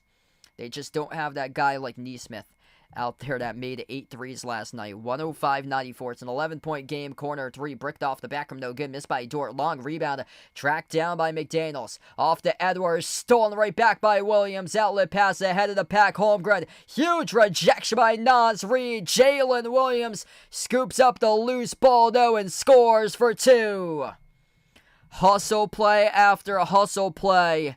And ain't giving up on plays. Jalen Williams for sure wasn't giving up on that play, helping out after the block. This should have been Minnesota basketball. Naz Reid destroyed Holmgren with a block at the rim, but just so smart. High-level basketball IQ by Jalen Williams to trail the play as he was the lead passer off the outlet, and he saw that the ball ricocheted off the glass, off the block, and he sprinted up to control the loose rebound and was able to get that loose ball and put it back up and in for the bucket. 23 by Jalen Williams. It's hustle plays like those that separate teams from one another. And these guys have all 5 guys that do that on the floor together. Battling, hustling, diving, and picking up loose balls. Edwards attacks the paint, trying to soar up over Caruso. Got fouled there. Going to be 2 free throws coming up by Ant-Man with 3:35 left.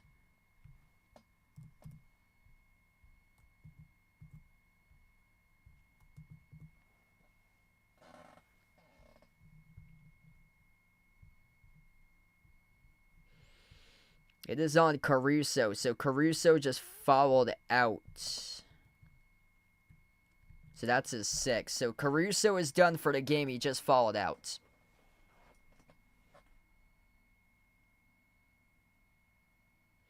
Game 3 taking place on Saturday. I'll be back live for Game 3. I'll also be live tomorrow night covering the Pacers against Knicks. So feel free to join in tomorrow night for Pacers versus Knicks. If you guys enjoyed the stream tonight, make sure to smash the thumbs up, hit the like, hit the subscribe. We got 400 plus watching right now. You guys the real MVPs out here to stream. Free throws were split at the line by Edwards. Cason Wallace into the game replacing Caruso, who has fouled out. Off to SGA. Down to 3:20 left to go. SGA sends it off to the low block. Bounce pass right corner. Lou Dort backtracking. 3 in the shot clock. Dribbles up. Right baseline. High arcing shot over Naz Reid. That's an air ball. Shot clock violation. Charge to OKC.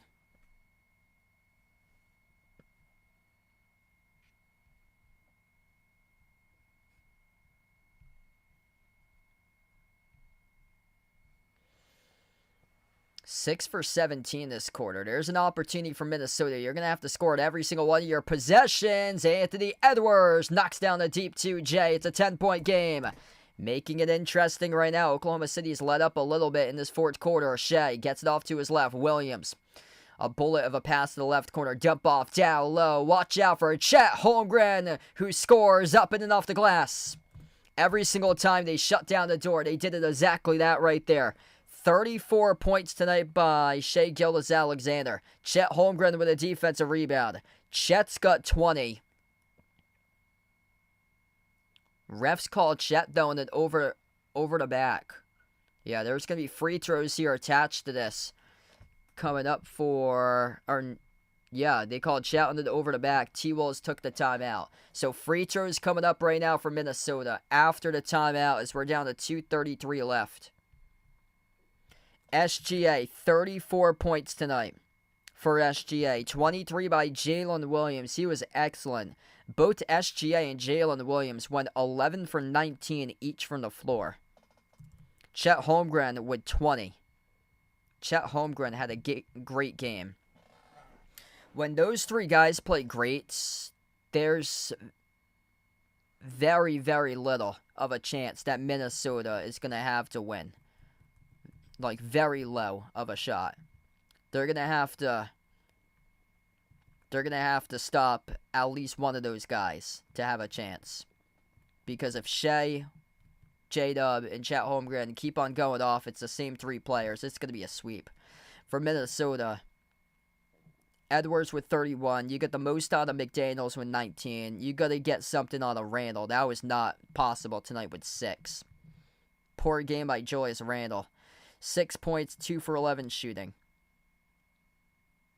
You got to get more out of DiVincenzo and Reed. 8 points by DiVincenzo, Naz Reid with 10.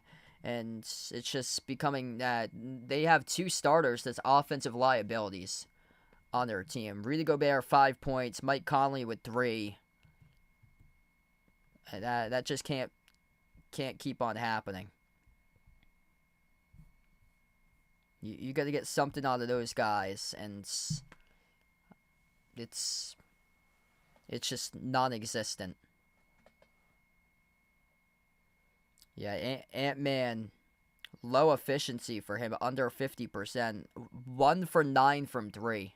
That sticks out the most because he led the league in most made threes.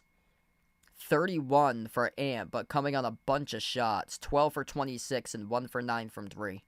So he's been able to get downhill to the rim. It's just Way too many three-point shots that they've attempted throughout the course of this series. 51 in the last game, 35 in this game, but they're 10 for 35 at 29%. And they always start the game well from three, and then the second half they completely crumble and brick a bunch of shots from three.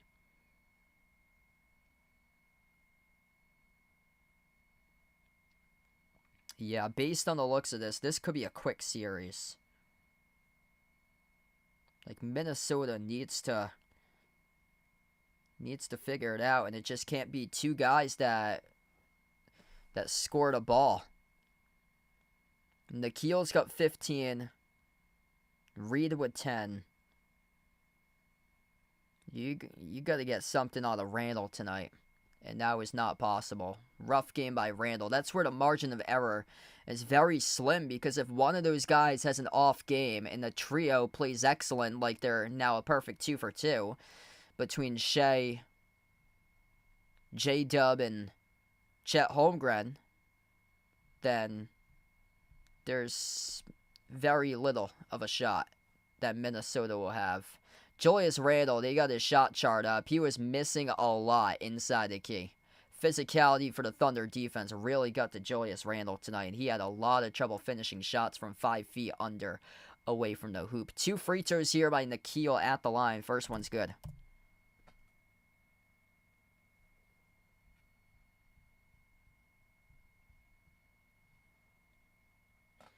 Second free throw is good. 109.99, 2.5 left to go in the fourth quarter. SGA just picked up his 5th personal foul. He's still on the floor right now. SGA has it at the top of the key from Jalen Williams. Williams open 3, a swoosh. J-Dub, a bang from the perimeter. Always a big-time shot to shut down the doors. The whole crowd roars on back. Corner 3. That is the Paul George special. Nikhil Alexander-Walker hits the side of the glass as the ball goes back to OKC. Thunder will slow it down. Gilgeous-Alexander inside the key over Nas. Reed scores with a right-hand layup. He is too good. A 36 on SGA Day for Shea Gilgeous-Alexander for the MVP. Right on back, McDaniels buries a 3. 12-point game. Minute and a half left to go. Looking to play keep away right now for the Thunder. Jalen Williams, double teamed. Bounce pass out to the left corner. Lou Dort, lob to Holmgren. 1 dribble, 10 on the shot clock. Holmgren gonna do it himself. Chet Holmgren scores inside the low post for 2 more. 14-point lead for the Thunder. Approaching the final minute left to go. Edwards driving, and from behind he gets followed by Dort. This game has officially hit the over as well tonight.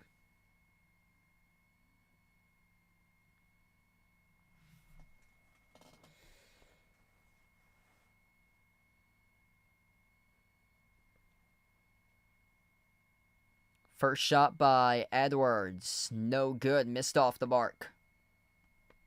Just makes it look so easy for SGA. 36 points. 12 for 21 from the floor in 41 minutes alongside 8 assists, 3 steals. 26 by J-Dub. Right alongside Shea. Went 12 for 20 shooting, and 22 by Chet Holmgren on 8 for 16. Second free throw is good. 116-103. This ball batted towards the baseline. Out of bounds off Minnesota as they try to save it. Stops the clock with 106. Yeah, not looking so well right now for Ant-Man. Definitely not going to look good to be the future face of the league if Minnesota gets swept. That's going to be a whole rethink by the nation for that, especially with the sports media markets, looking specifically at ESPN for that one. Still 23 years old, still a lot of growing to begin for Ant-Man. Yeah, there's a truth to the tale. Usually, NBA champs become NBA champs in their prime at age 26, 27. SGA is 26, Ant-Man's 23. Congratulations to the 2028 NBA champions, the Minnesota Timberwolves. But right now, the Thunder are on course to win the chip in 2025. SGA back at the free throw line. First one's good. He's got 37.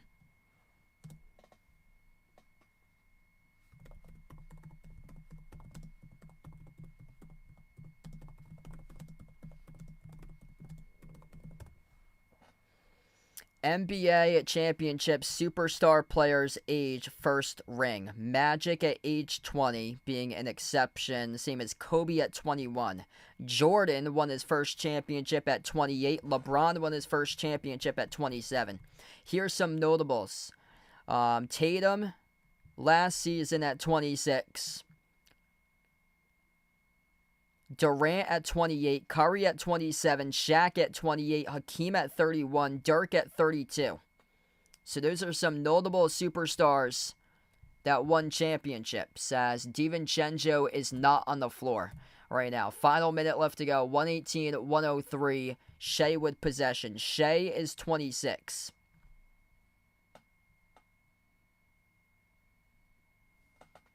So he is right in the midst of his prime of his career, and this is usually the typical age, 26, 27, 28, that superstar players win championships. And Ant-Man, only 23, still a lot more growing, looks like, for Minnesota in this series. Ant-Man dribbled it off his foot. Conley picked up the basketball. A three taken off the mark. No good. Missed by McDaniels. A rebound secure by Jalen Williams. And this game goes final. 2-0 up in the series for Oklahoma City. It is really not looking good for Minnesota. This series could be a sweep. It will go back to Minnesota on Saturday, and they will need to respond in Game 3 ASAP on their home floor at the Target Center, or it will be an OKC Finals appearance. 2-0 up in the series for Oklahoma City, and things looking real bright for OKC, not so much for Julius Randle and the Minnesota Timberwolves. Teams that go up 2-0.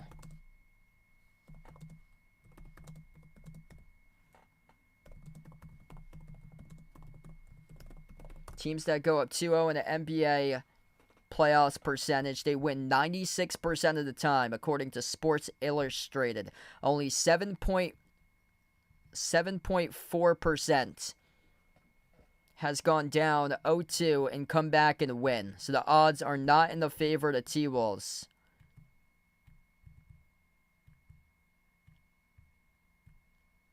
It's only happened, I think, 34 times in the history of the NBA that a team's gone down to 0-2. They've come back and won the series. Top players tonight look like this. The casual, 38 points by Shai Gilgeous-Alexander, tying a career playoff high tonight on SGA MVP night for SGA. 38 points in 41 minutes, 12 for 21 from the floor, 8 assists, 3 steals. 26 points by Jalen Williams, 22 by Chet Holmgren. Chet Holmgren had a great game tonight. 9 points by Lou Dort, 6 by Hardenstein, 9 off the bench by Caruso, 8 by Wallace. For Minnesota, 32 by Ant-Man.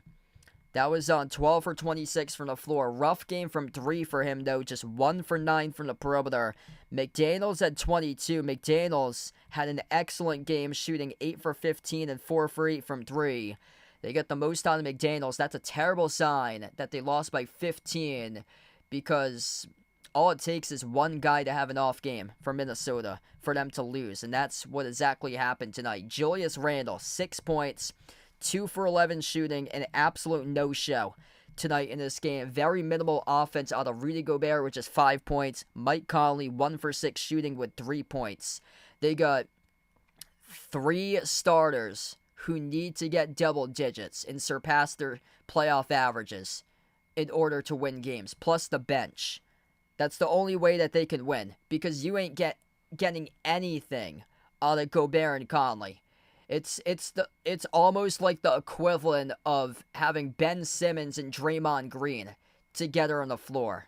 That's how bad it's become with a lack of offense between Mike Conley and Rudy Gobert. There is no offense out of those two guys whatsoever.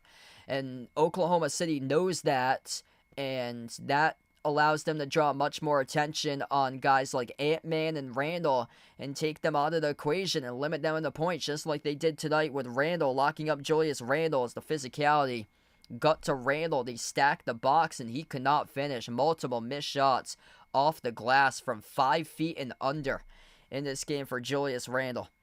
118-103 the final score. Gotta take care of the basketball. Gotta have other players step up and score. And you gotta start to play downhill and get to the rim instead of jacking up 3 after 3 after 3. And that's not a winning formula. And once again, the same old stuff that lost them game 1. They shot themselves again in the foot and shot themselves out of the game with a loss for Minnesota. 14 turnovers, leading to 9 of those being steals for OKC. 22-10 points off turnovers for the Thunder, and then 16-9 points off the fast break. Gonna take care of the basketball. That's where it starts for Minnesota, going up against the top team in steals per game, top defense in the NBA, the Thunder. This is not looking good for the T-Wolves right now. 118-103 the final score. Thanks all for joining in, being a part here on the stream. I'll be back tomorrow night covering Pacers against Knicks. What a series that is for Game 2 tomorrow night. And we're going to close out here to the channel members. Big shout out to Joe Bro back on the channel membership once again for Jobo. Here's the channel members all getting a shout out tonight. We got Jason, Bradley, Warren, Kelly, I Am Ghost, the Nija Player, Asia, Ice Ice Baby, Katie Ogie, SGA Sports Talk Channel, Lonely Satellite, Natural Nate, Ian, Michael, John, Norma, Jonathan Guido, Mark, Jobo, Michigan Sports, Cannabro, Greg Vegas Pringle, Fishing Up a Storm, Rydog, Sam Jed, Flip the Script, Barco, and Andre. Thanks for joining in tonight for this one. OKC up 2-0 in the series, 118-103 the final score. Thanks for joining in tonight, everybody. I'll be back tomorrow night, Pacers, Knicks, and enjoy the rest of your Thursday night, folks.